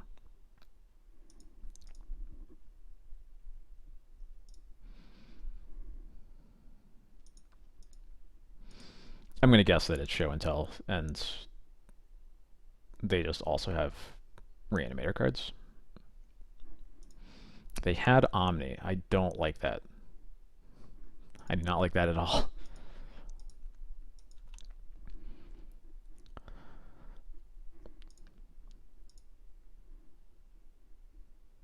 Omniscience, definitely top 3 least favorite cards ever printed for me, so big slops there. I'm very afraid that this Show and Tell is about to put in an Omniscience. No, it's putting in an Embercool. Oh, that's so much easier. All right. So we either get Solitude or Wisp. I guess it should be Wisp because we can literally, yeah, no reason not to be Wisp. And we just have to hope they don't have a Force of Will.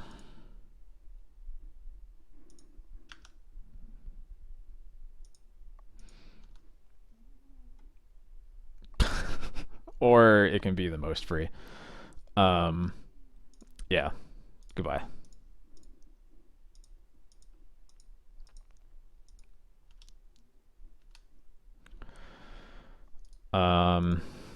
Last time I attacked a Thom against Reanimator, it was mildly inconvenient. I'm attacking.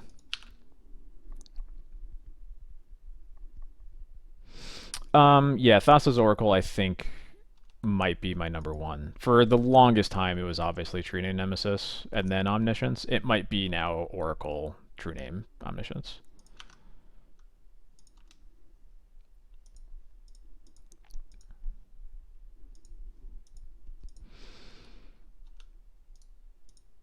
Alright, we'll attack with everything. I think this Wisp is safe to just flicker the Recruiter for another Wisp. 3, 4, 5. It doesn't affect the clock at all.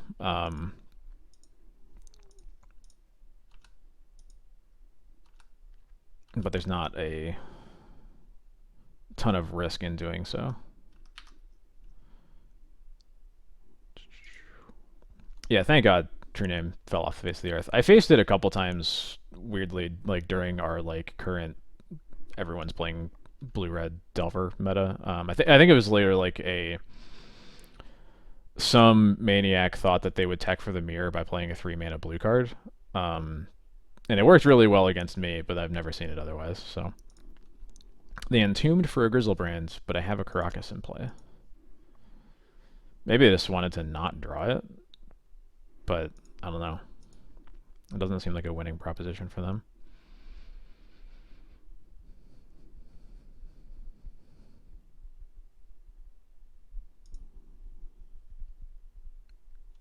Yep, so they get Grizzlebrand back. They can draw 7.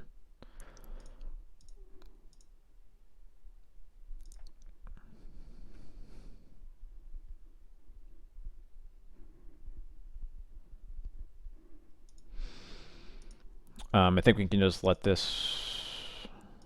Yeah, we can let this resolve.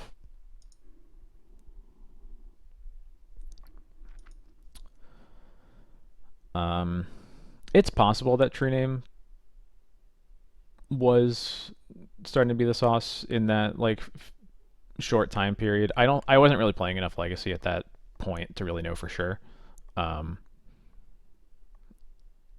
But like I would believe that True Name at that point would have been a pretty good threat. Show and tell. Confused.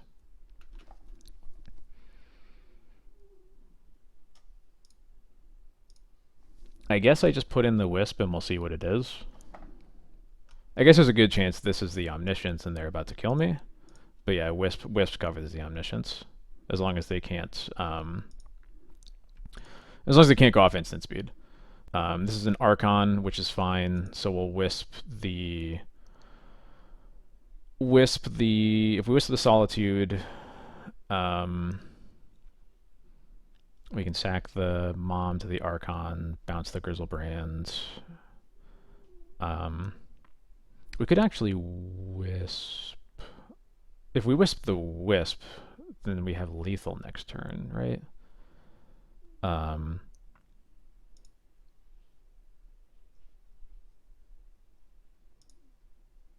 We Wisp the Wisp, it comes back in, we get rid of the Archon, we bounce the Grizzlebrand, we have Wisp, Recruiter, Solitude attacking them. Yeah, there we go. And yeah, we are 1 short if we Solitude it, yeah. So do that. This is fine, we sack the Mom. Discard the Caracas.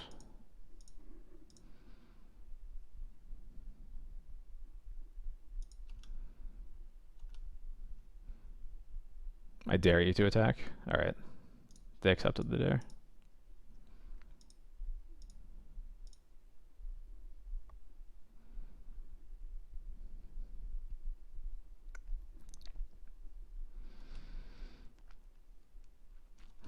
And this play is like slightly greedier if they have like a follow-up, but they're tapped out and we haven't even seen a Lotus Petal from them, so I don't know why we'd be afraid of this. I think they're just dead.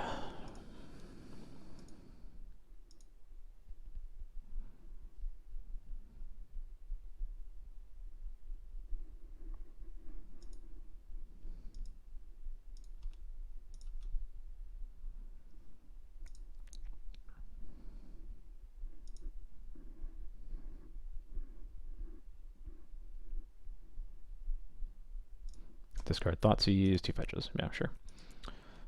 Alright, go to combat.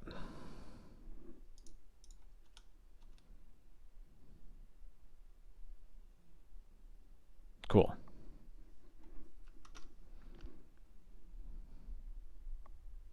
No instant speed maskers. Okay, what do we want here? This is a little awkward since, like, they're kind of doing 2 game plans, so there's a unfortunate chance that we're just gonna, like, draw the wrong half of our decks at some point. But I think all of these cards are solid. I don't really want either of these. Mindbreak Trap is already not that good against Reanimator, and it's much worse against just them casting Show and Tell. Same thing with Deafening Silence. Deafening Silence is okay if against the Omniscience specifically. There might be a reason to keep it in for that, but, like, most of the time Omniscience is just going to cast an Emrakul from their hand anyway, and Deafening Silence doesn't do anything there. We can definitely cut the Jite and the Batterskull. So another matchup where the 3 drops don't do a ton. Wisp has much more equity against Show and Tell specifically, so I'm inclined to keep more of those in. But we'll get rid of the Charming Prince. Commando again is good against. Commando is good against Omniscience as well. What else can we cut here? Probably cut, like, at least 2 Skyclave, and we only need to cut 1 more card. I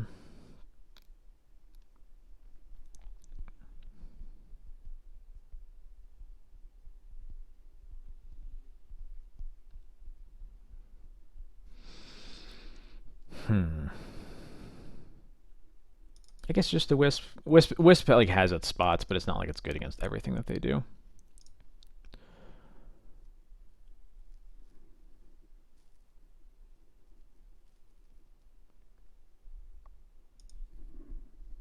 Oh yeah, I'm not on Prelate. I mentioned beginning of the stream. Prelate definitely just doesn't feel great right now. Mostly because it's not good against Control, it's not good against Delver, and all the combo decks are too fast for a 3-drop to ever matter. Obviously, we found one of the few matchups where sometimes Prelate can be good, because obviously Prelate here, naming 3 for Show and Tell would be great. But, you know, it's how it goes sometimes. 1 Surgical against this deck does not feel great, especially when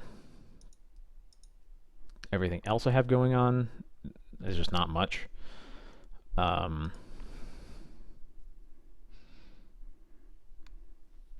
Yeah, I think I'm going to mulligan to be sad if I just, like, keep a hand with 2 drops and they reanimate turn 1.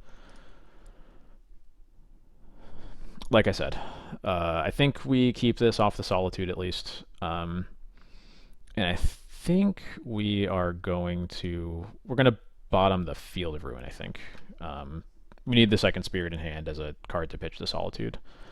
There's a chance we drop the Vial, but I think Vial and Field of Ruin are both kind of whatever. I expect Vial to be doing more for us than the Field, so.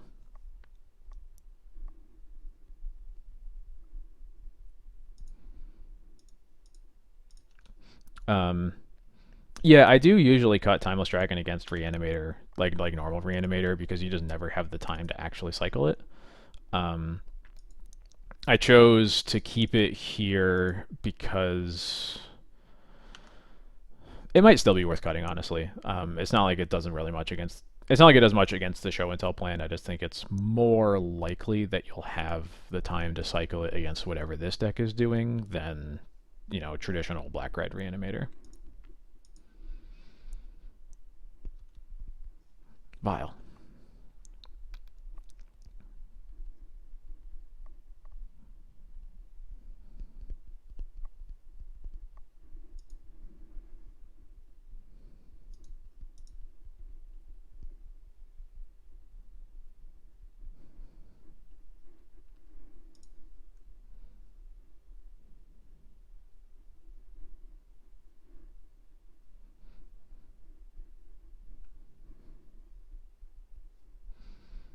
I remember when Blue-Black Reanimator was like the only build, you know, 10 years ago at this point.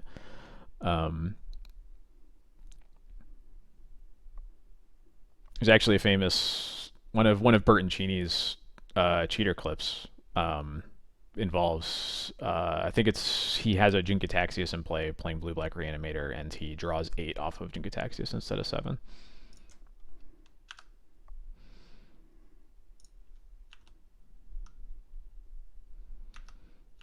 I don't even. It wasn't even really that looting got printed.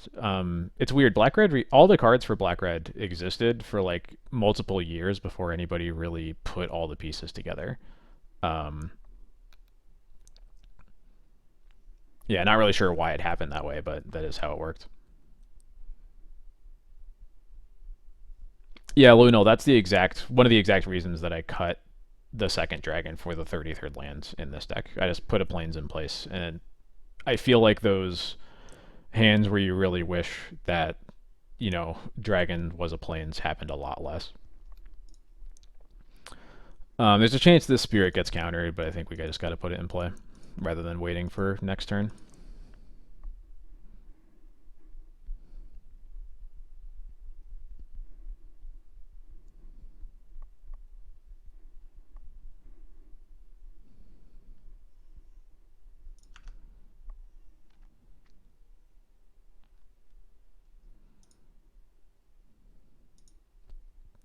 Yeah, I think if you're playing Ghost Quarter, I would probably go up to the third quarter. If you're playing Fields, I think Plains is better than the third Fields. It could also just be the first Ghost Quarter, but I think if it's the first Ghost Quarter, that's kind of like splitting the difference in a weird way that you probably shouldn't be doing.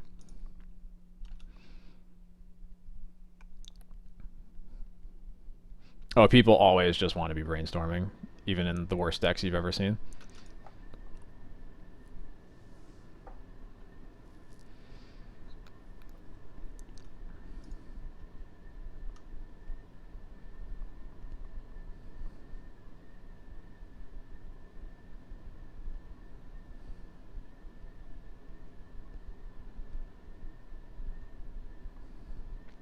Yeah, this playing show and tell at all is a weird choice. There's a reason nobody's really playing show and tell. It's because everybody has pyroblasts, um, and you just can't rely on a 3-mana sorcery that costs blue mana to really do much of anything. Yeah, this Archon comes into play, unfortunately. Spirit dies. Obviously discarding the Vial there.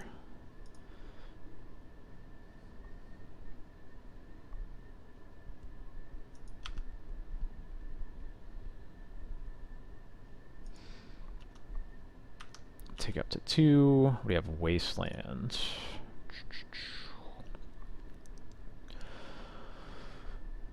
So we can Solitude the Archon. So I think I see 2 different lines. We absolutely have to Solitude the Archon. There's no long-term plan where that doesn't happen. The question is whether we pitch the Spirit to the Solitude now, and then we can like Wasteland and port them off of one of their colors, or we could put Yorion in our hand to we could pitch Yorion instead, give them their mana, but be able to Vial in the Spirit. I think I'm leaning towards the pitch Yorion line.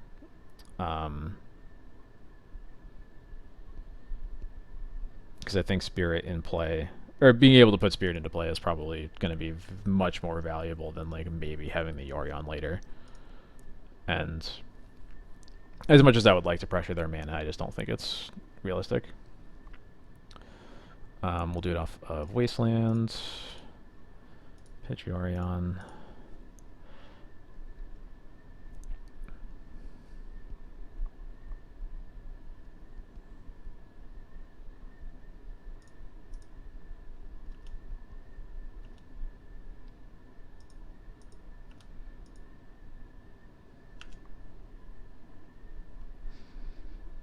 Cross our fingers that they cast a Brainstorm.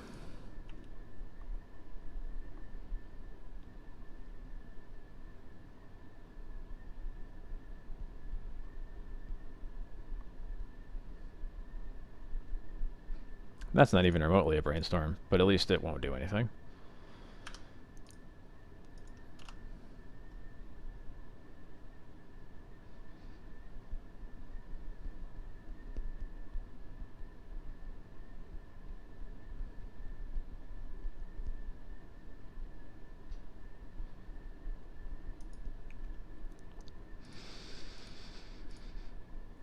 So if they do, like, literally anything, we're pretty scared. If we get to the next turn, then, like, at least we have a lot to do with our mana. We can, like, again, Wasteland the Underground Sea. Probably cut them off of black. I guess if they fetch an Underground Sea here, then we can't cut them off of anything, but yeah, okay. Blue, blue, blue. Show and tell. Show and tell for Omniscience. Is that how it's going? Yep. And casting the Grizzlebrands. Okay.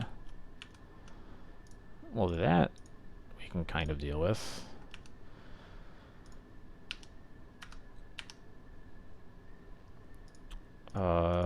Interesting.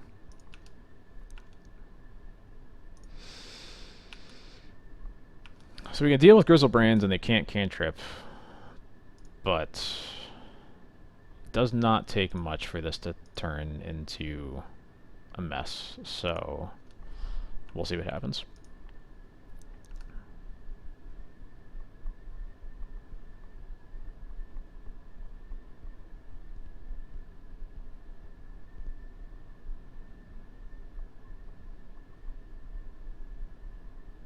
Four mana, huh?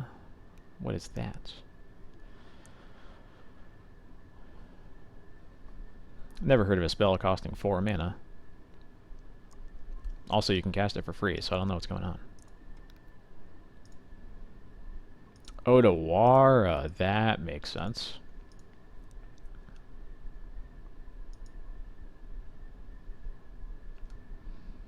So they can draw 14 here, and we're probably dead. I guess that's probably a reason to port them, even though they can cast spells for free. I didn't think of the possibility of Odawara in their deck.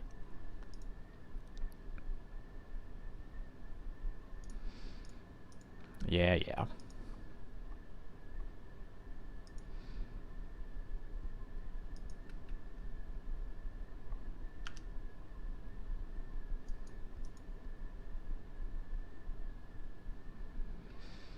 It is unsurprisingly difficult to win games where Omniscience is in play.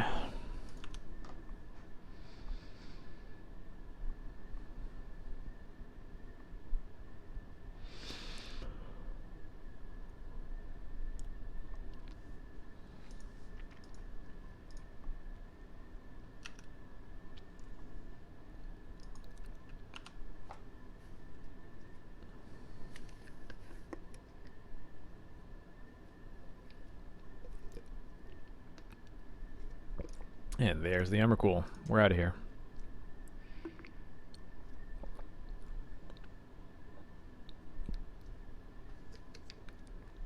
Oh, Storm Count, interesting. I guess they probably have like Flusterstorm on the board or something like that. I don't think anything really changes about our boarding. I think we pretty much have the best configuration I can think of.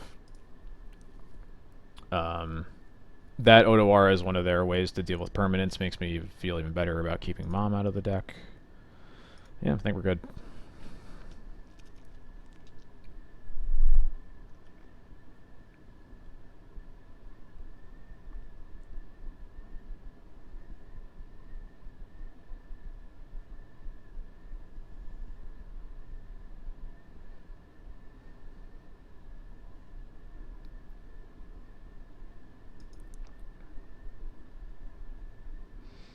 I would love to play first, as always.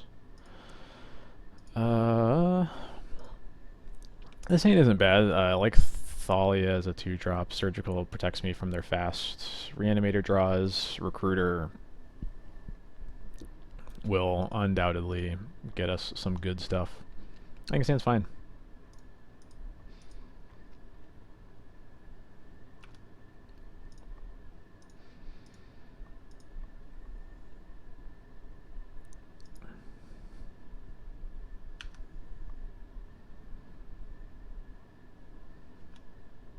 We're getting to the point where I'm actually even wondering if they have Force of Will in their deck. It seems wild that they wouldn't, but they just haven't cast it on anything.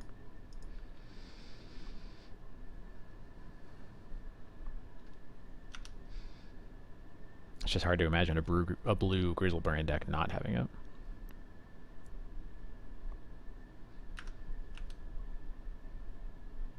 That's not bad, but we'll start with the Thalia. Is this one they'll have Force of Will?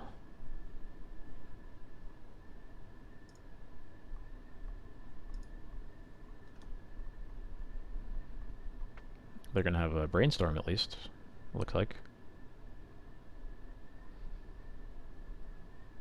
No, Entomb, okay. Well, guess what?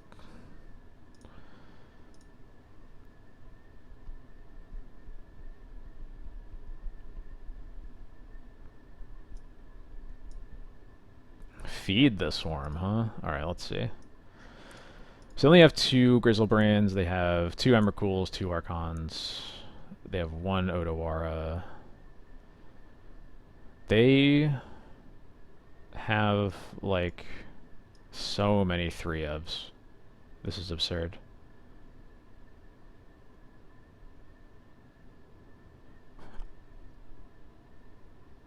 Whoa, that is a different Emrakul. Okay. So they have 1 of each Emrakul, 2 Archons. I should take a screenshot of this.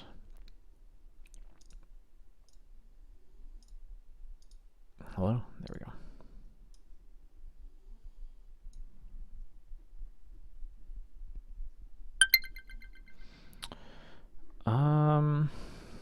All right. They even have 3-ofs of the cantrips. This is... I'm upset. But I think we're not that upset because they only have 1 land. They only have 1 land. They can't cast any of their spells. And I think...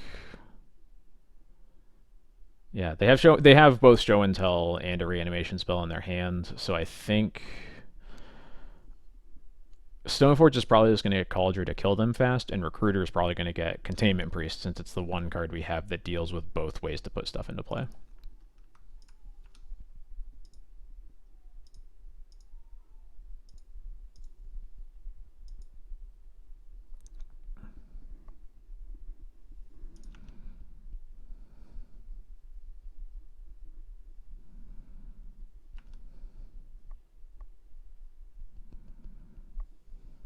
No, they drew a land. How dare they?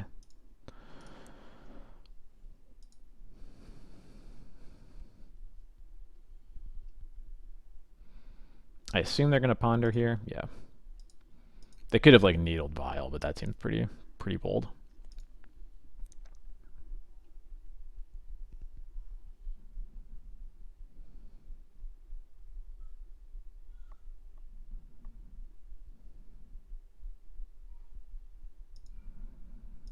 They don't shuffle. Okay.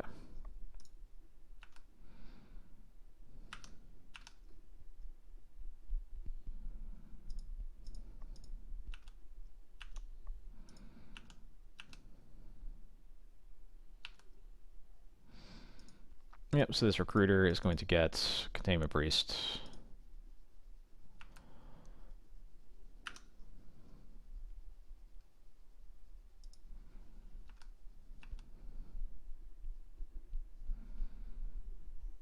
I see arguments for a lot of cards there, honestly, but I think Containment Priest is just the one that carries the least risk.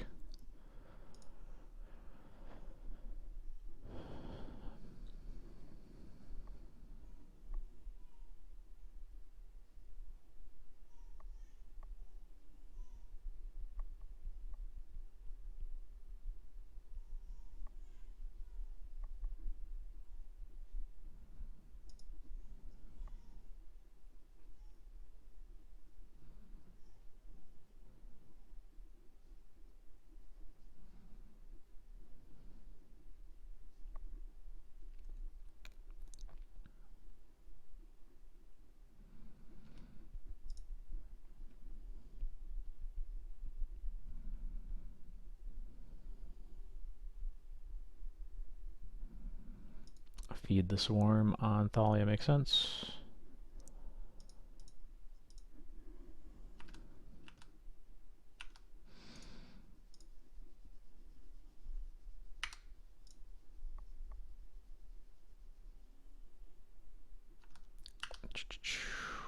we will get the Cauldra. Specifically, since I don't necessarily have another land, I'm going to play it safe and keep this Vial on 2. Oh, that's actually a really nice one to draw also.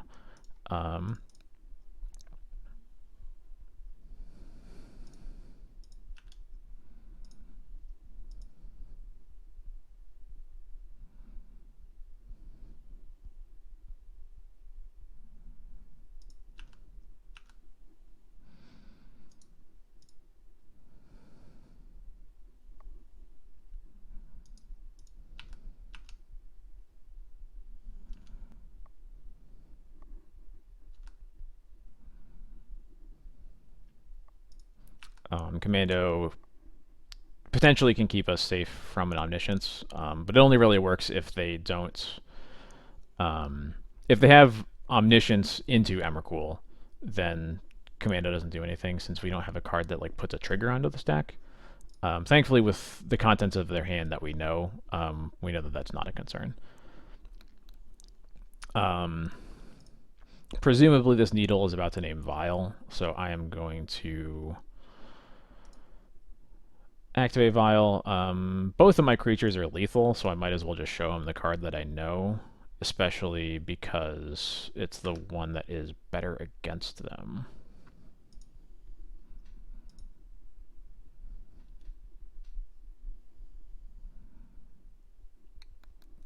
It'll suck if like their follow-up here is Massacre. Although even if that's the case, they're still going to 3.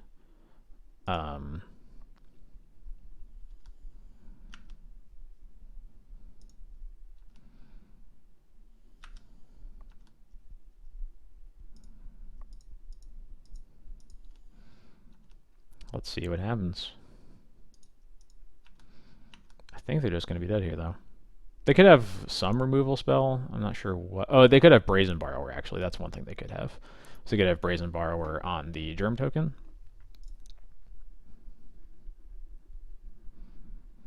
Yep, okay. So they go to 4 instead.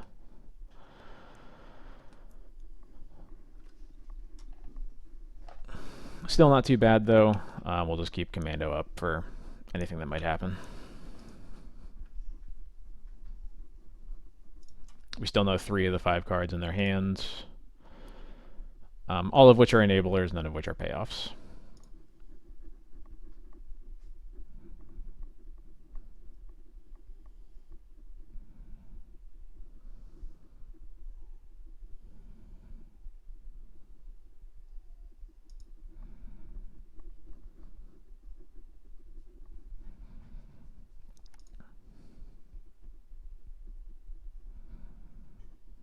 And they don't have it. Cool.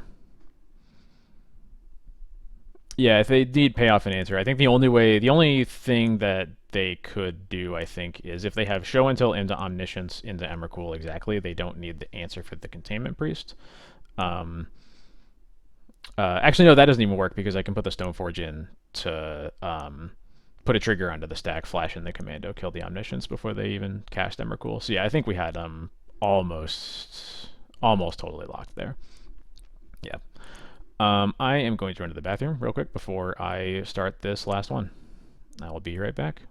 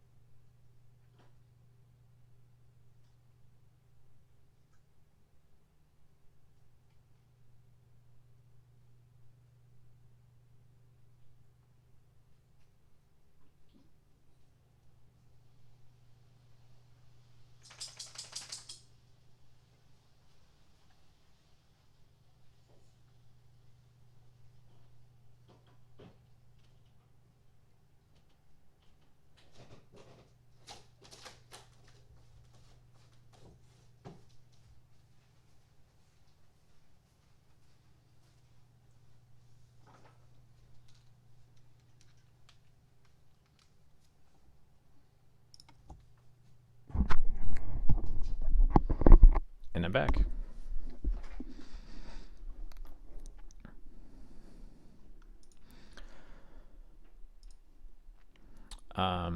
Oh yeah, I forgot that Stoneforge can't enter because of the Containment Priest, so that wouldn't have worked. There's a possibility that we would have just lived through, or killed them through an Emrakul trigger anyway.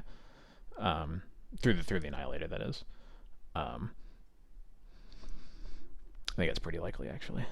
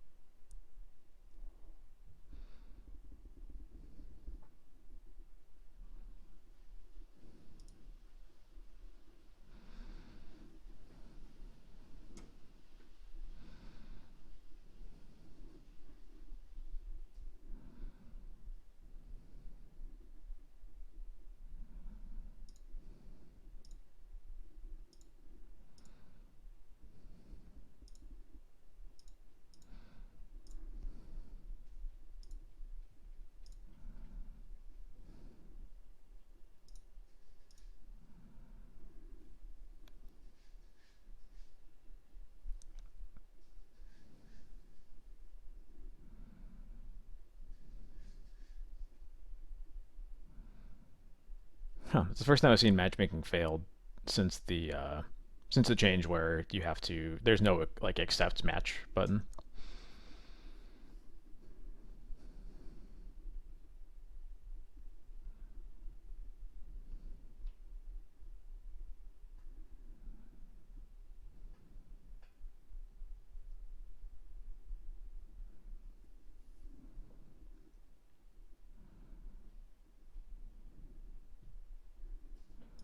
There we go.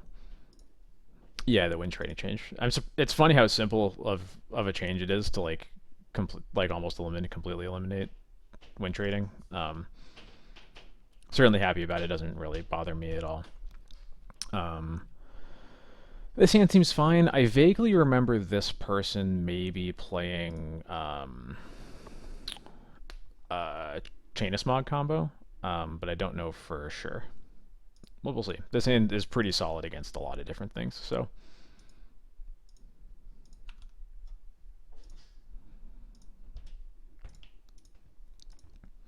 Tough Duke, thank you very much. Yeah, I'm having a good time.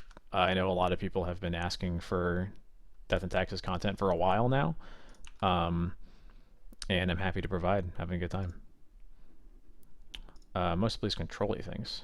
Must be thinking of someone else, especially because this is a Tundra casting a Prismatic Ending on my mom. Yeah. Okay. I am wrong about what this is, but not unhappy. Usually here I like to lead on the... Leading on Thalia versus Spirit is a little tough. I think I usually like leading on Thalia because if they use a second removal spell on that, then the Spirit usually has a pretty good chance of living into the turns where they really want to be casting their cantrips. Of course, Forest pitching Thalia is whatever. They're playing Predict. Okay. This is going to be a bit of a slog.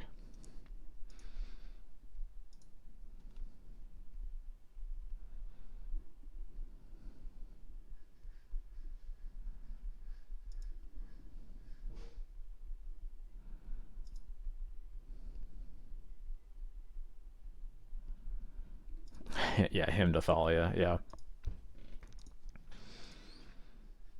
There aren't a lot of situations where I'm sad when a Thalia gets Force of Willed, honestly. For that exact reason. They're playing Jeskai. Okay. Jeskai with Dragon's Rage Channeler. Curious.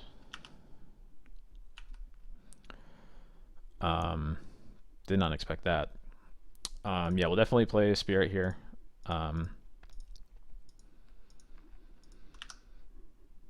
Yeah, but our record is 3-1. It's the last match of the league.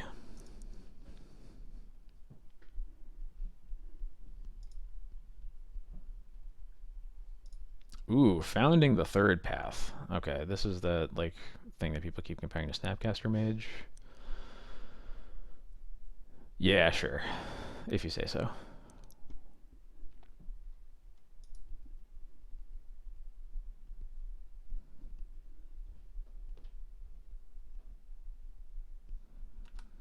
kept the card on top. Okay, there we go. They are starting with the first chapter. Cast a 1 or 2 mana spell. Expressive Iteration. How creative. Yeah, this Sash is going to be very good.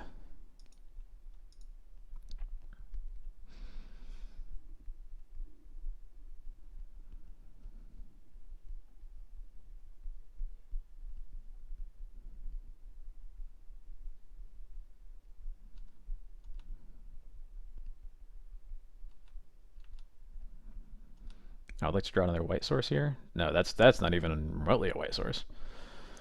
Yeah, bummer. Oh well, we will still cast it.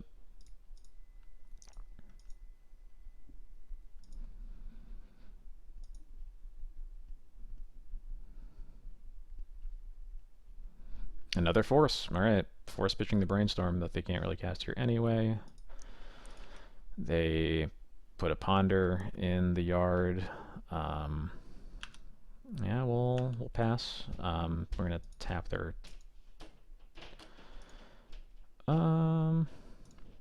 What mana do we tap here? White or red?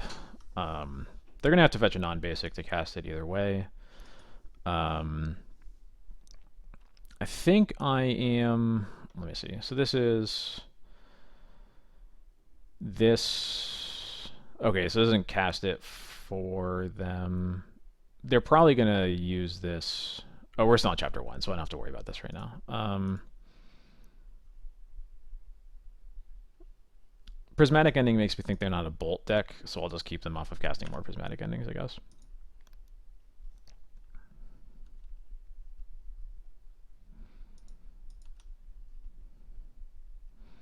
And they milled another Founding and 3 creatures. I am pretty happy with that. Wasteland. Okay. That's kind of a bummer.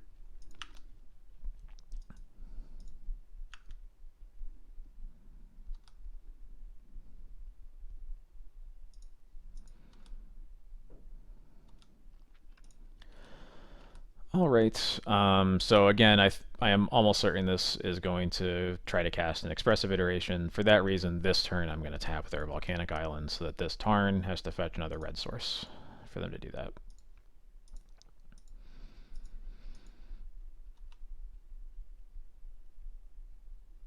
It's possible that they choose instead to like use the Prismatic Ending on the Spirit, in which case I'm also fine with that.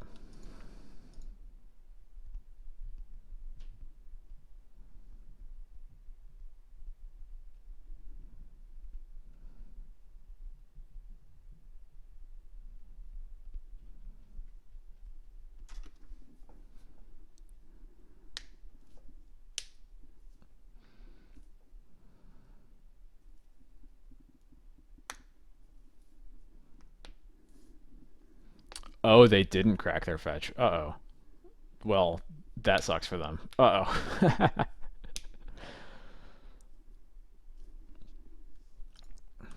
Got a lot of Magic Online sometimes. I was wondering what they were thinking about, but yeah, that makes sense. They're just trying to cast a spell and can't.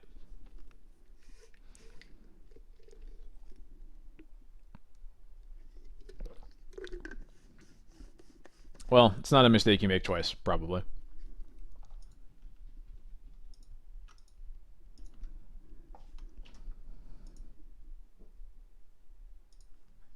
Whoops. Bauble, that makes sense.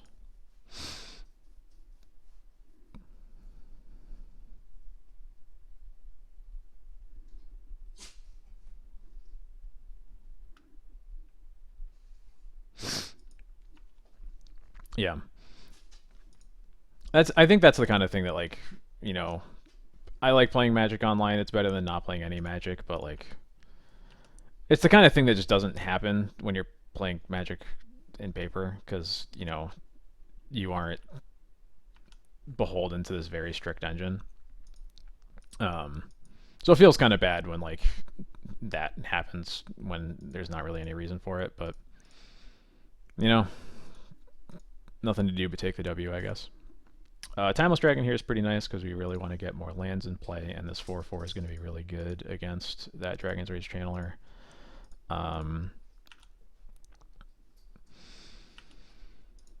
We'll attack here, tap the Tundra again, and then we'll cycle. I guess we should cycle Dragon now.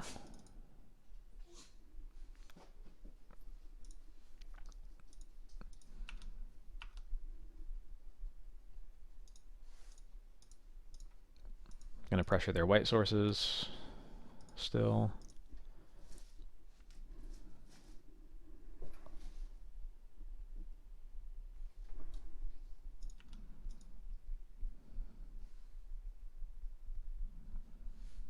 Another wasteland. Well, at least you get to eternalize the Timeless Dragon anyway. This is going to be is founding their path. Okay.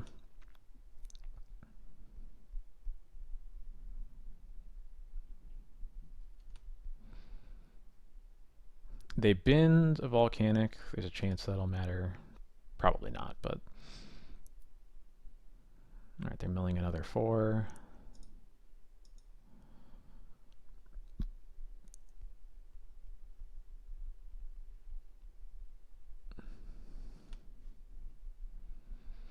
They've been another Murktide Regent, a Swords, and a Bauble. Okay. And a Wasteland, so they have if they are playing 4 Wastelands, there's only 1 left. Happy to keep seeing the mill threats though. That's good for us in the long term.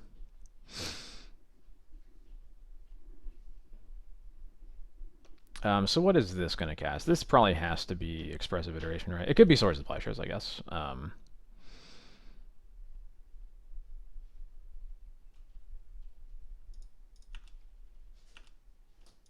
I'll start by attacking. We can't pressure their mana anymore. I think because of the swords in their yard, I'm more inclined to just put Yorion in my hand and wait until next turn to eternalize the Timeless Dragon, especially since we're not under... We still have 11 life. We're not really in danger of dying right now. And even if we suddenly are under a lot of pressure, we have the swords and the Solitude. I guess, let me see, they Brainstorm, Ponder. I guess there's only 2 cantrips that have been milled, so if they get to Swords the Spirit, it's possible that like they'll draw into more cantrips, and we'll wish that we had the Spirit in play. I guess since they're at 6. Yeah, since they're at 6, I'm just going to Eternalize. If they remove it, then whatever.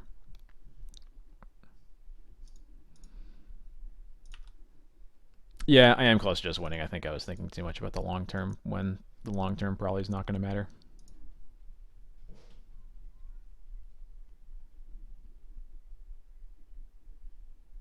Yep, there's the swords, presumably on the dragon. They will actually get to cast it this time. Yep, and there's that. They keep the card on top. Is that? Okay, that isn't their main phase. Another Dragon's Rage Channeler.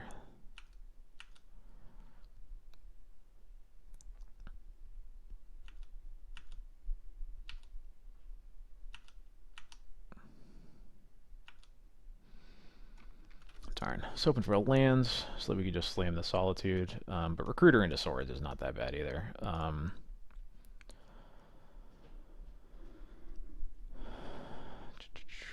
They're almost certainly not a Daze deck with everything we've seen, although I'm sure they're going to prove me wrong here. I think we care about the Swords resolving more than the Recruiter, so we'll do that. And then this Recruiter, I think, is going to get a... There's a couple different options here. Wisp is probably the safest bet, though. Wisp on the Recruiter can also just block the Dragon's Rage Channeler if we need it to.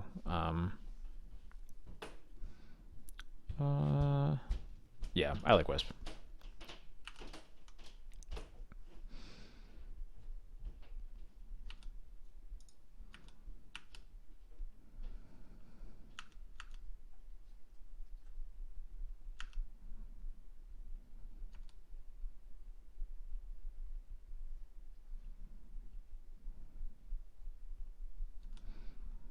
Plays another swords on the spirit.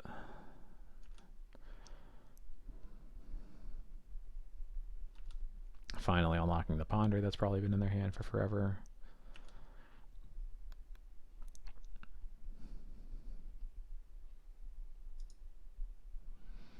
So we still haven't seen any threats other than the Dragon's Rage Channelers and the Murktides. And if they don't have anything else, they have 2 more Murktides in their deck, and that's it. We'll see if there's anything else, but they've been a force, so that's the 3rd of 4 forces.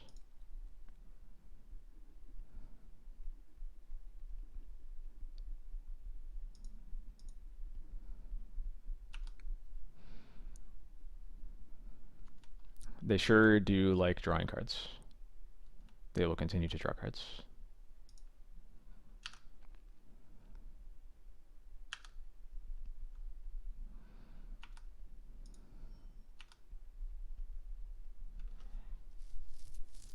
Field of Ruin's pretty nice here. So I think we're going to attack them. Field of Ruin, the Tundra. And then we will cast the Wisp on the Recruiter. Let's see if they have a basic. Kind of does not seem like a deck that would have a basic in it. Yep, got him.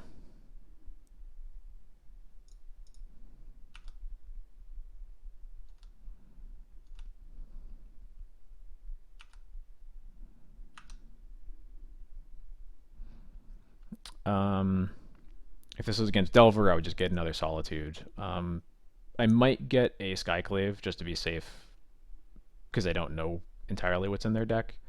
But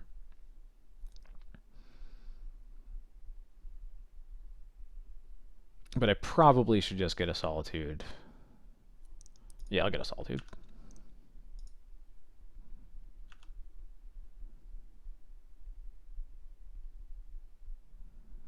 So we've seen, they milled 1 Tundra, we Field of Ruins the second one.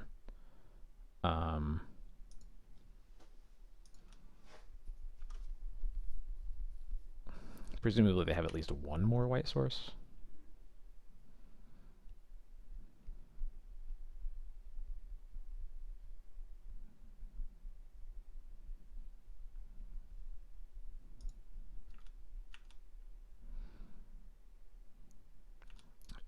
Easy block.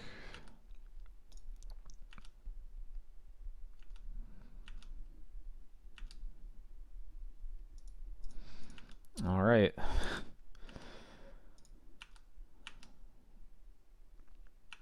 Feeling pretty good here. I think at this point we're mostly just seeing how long they play it out, so we get a better idea of what else is in their deck. Iterate all you want.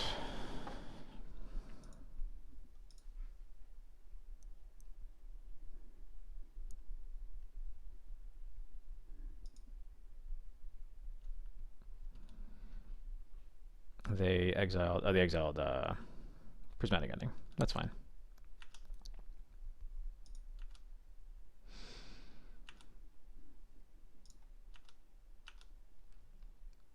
Yeah, that's my thought also. I highly doubt that, like, I think they both probably don't literally have enough threats in their deck, or, like, the time to kill me with them even if they did. Okay, so there's the 3rd Tundra. So we've seen 3 of each, I think. Yeah.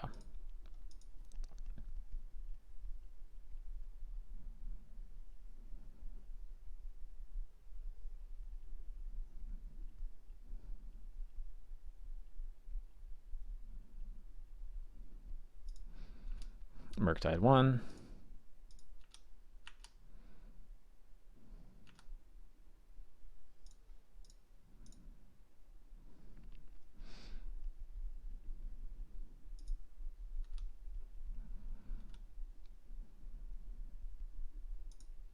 Yeah, sure, why not?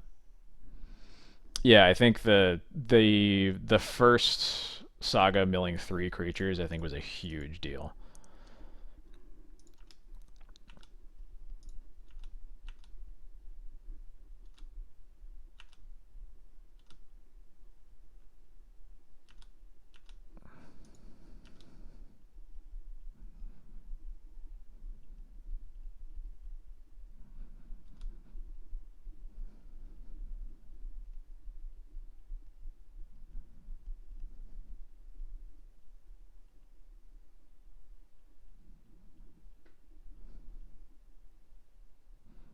They are a days deck, so maybe it's like the shredder decks would only have like 2 days.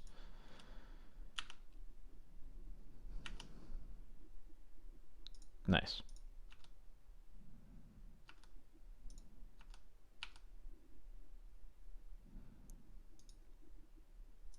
We'll pump to deal in 5.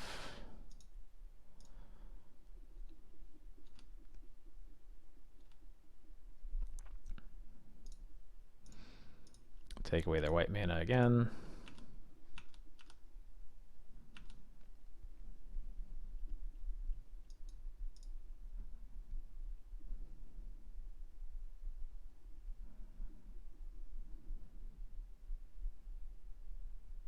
There we go. I'm surprised they lasted in the game that long. I feel like they were just giving me more info, but I think this is gonna be boarding pretty much exactly how I do in most of these blue-red matchups. Board out Cauldra because you don't really need it to kill them, and doesn't really race Murktide very well. Board out Commando actually might be okay since they have the Saga. I'm not sure if Commando's going to really be trading with that Saga very often, but I'm going to consider it at least. Let's see, what else? Sash seems great here, even better than it is against normal blue-red, where it's like fine. It like can handle the Delirium sometimes, but now they're going to be targeting very specific spells, so that's good there. Most of my cards in the deck are good, as usual. Traditionally, we would start shaving. If I had Prelate in here, it'd obviously get cut, and then we'd start like shaving the 2-drops. But the 2-drops actually seem better in this matchup than they are against Delver. I think we'll cut the Charming Prince since it just doesn't do anything spectacularly. I think I'm going to start by cutting a Spirit just because Thalia is better against the Saga than Spirit is.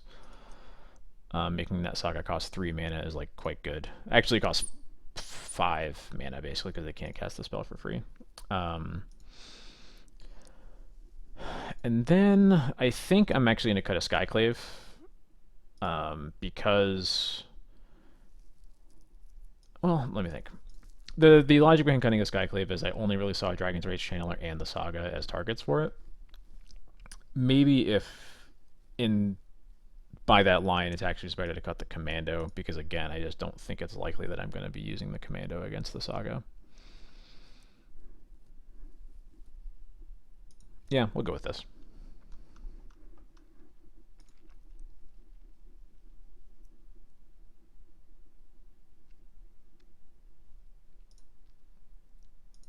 Successfully reveal Yorion. This hand is fine. It's not great. In a matchup like this, I think I'm fine keeping it. Lands and spells, they're a wasteland deck themselves, so obviously we aren't free to just like wasteland them willy-nilly, but they need more mana than Delver does at least. So I feel like our waste and port are gonna actually be pretty okay. Also, there are 3 colors, so we can actually cut them off of colors.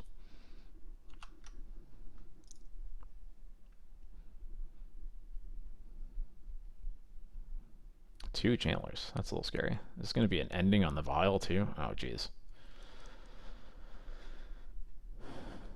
That's kind of terrifying.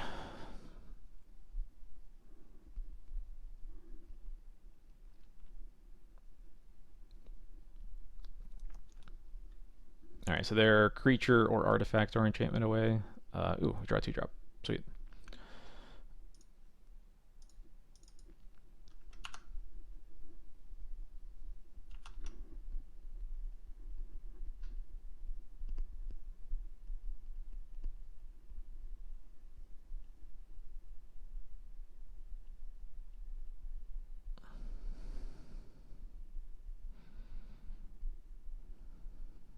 Is this going to be Murktide? Oh, Jesus Christ. Alright. Recruiter. Fuck yeah. Easy game.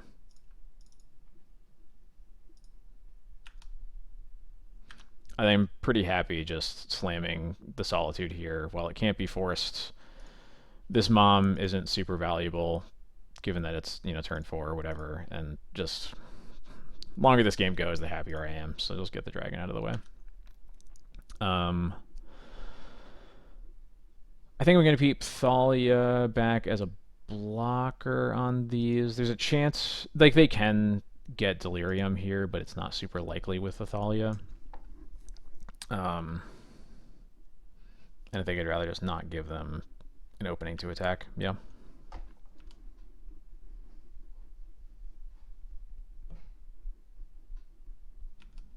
Another channeler. Jesus.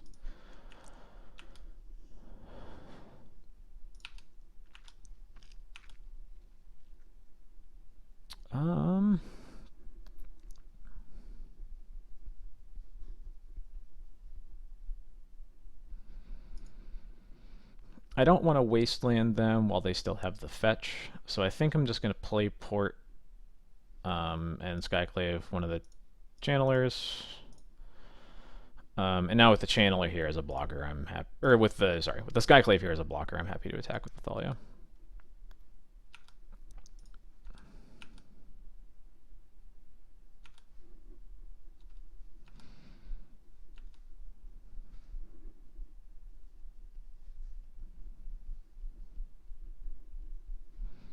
Probably gonna, yep, won't bother floating the colorless.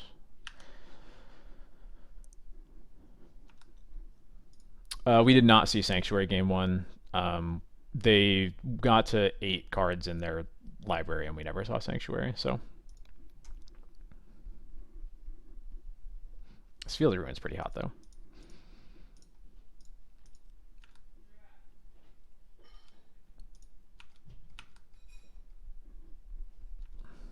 Yeah, if these were Delvers, I'd be terrified.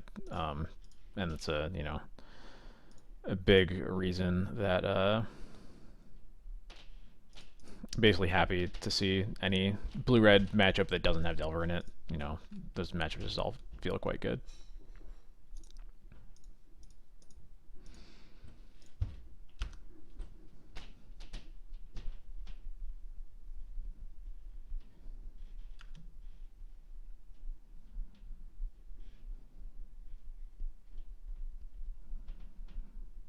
Looks like this is going to be an ending on Thalia. Yep. So they need to bin instant and creature here. Or artifacts, yeah. They did it.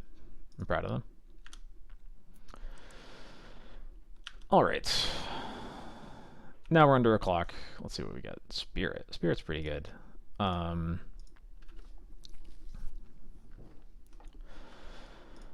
Let's see, what's this clock looking like?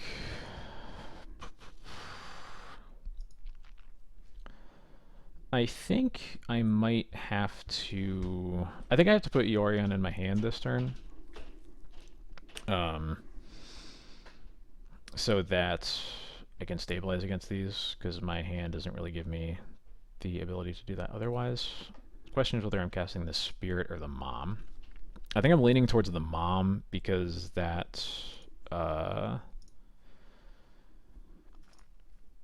Mom will force removal out of their hand if they have it, which then clears the way for the Yorion to blink our whole board and almost certainly take over the game from there. Um,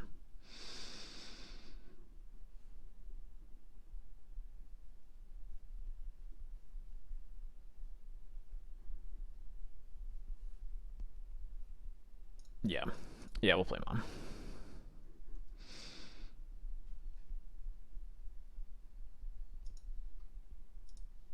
And we'll keep Wasteland open here.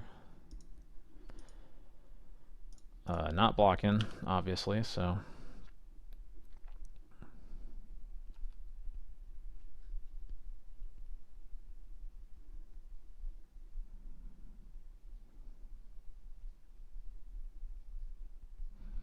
There's a prismatic ending that's going to be on the Mom, I assume.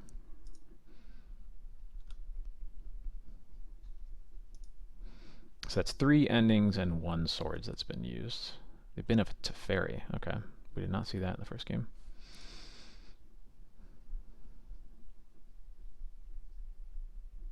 And they keep the second card on top.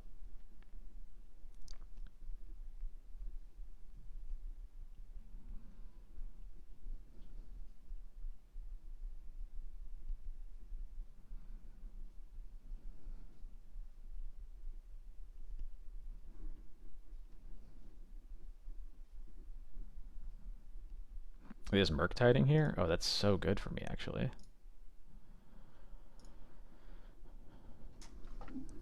Murktiding down to no cards in hand.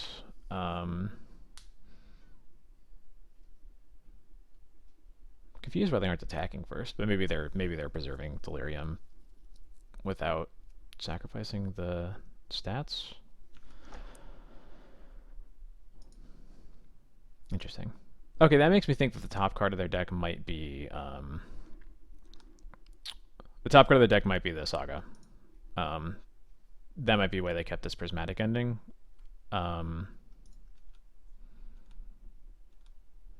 they could have just kept it because they just don't want Delirium, obviously. That's an option too. All right.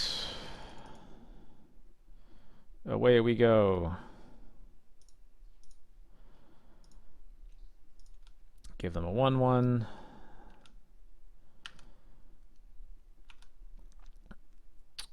We're going to Skyclave one of the channelers. Recruiter is going to get a Solitude, and we're going to pitch it on the Murktide Regent right away.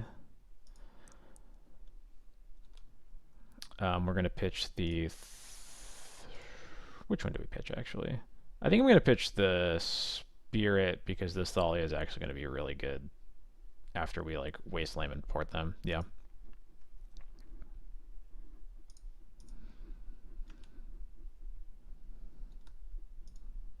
It's very easy to deny their mana right now.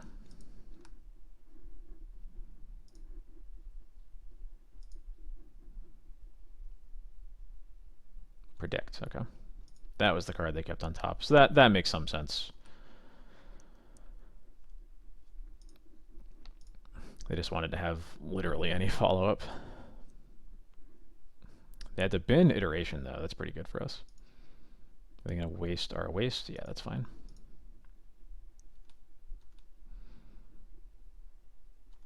Alright, we will eat the Channeler.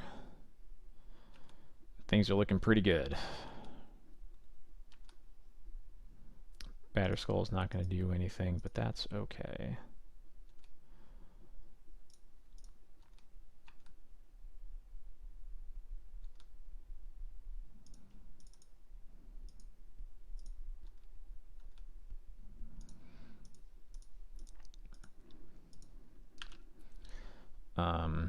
We are at 7, so like there are definitely ways that we can still lose it from here, but it does not seem likely.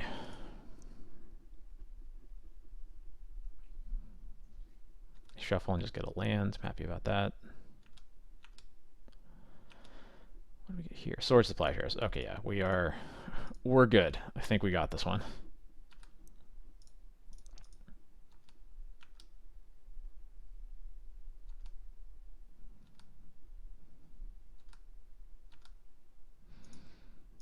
Keep the pressure on their white mana.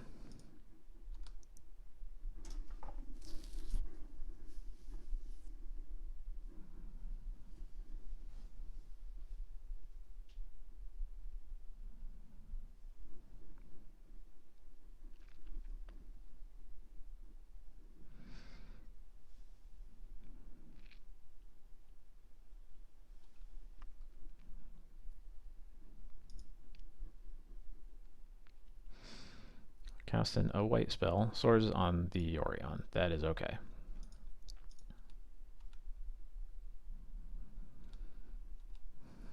We call that a deal.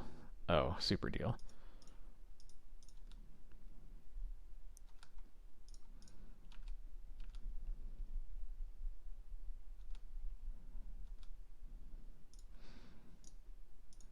No white mana ever again.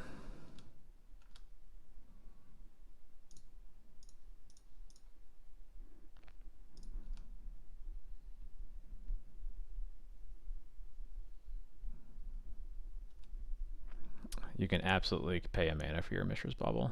Resolves.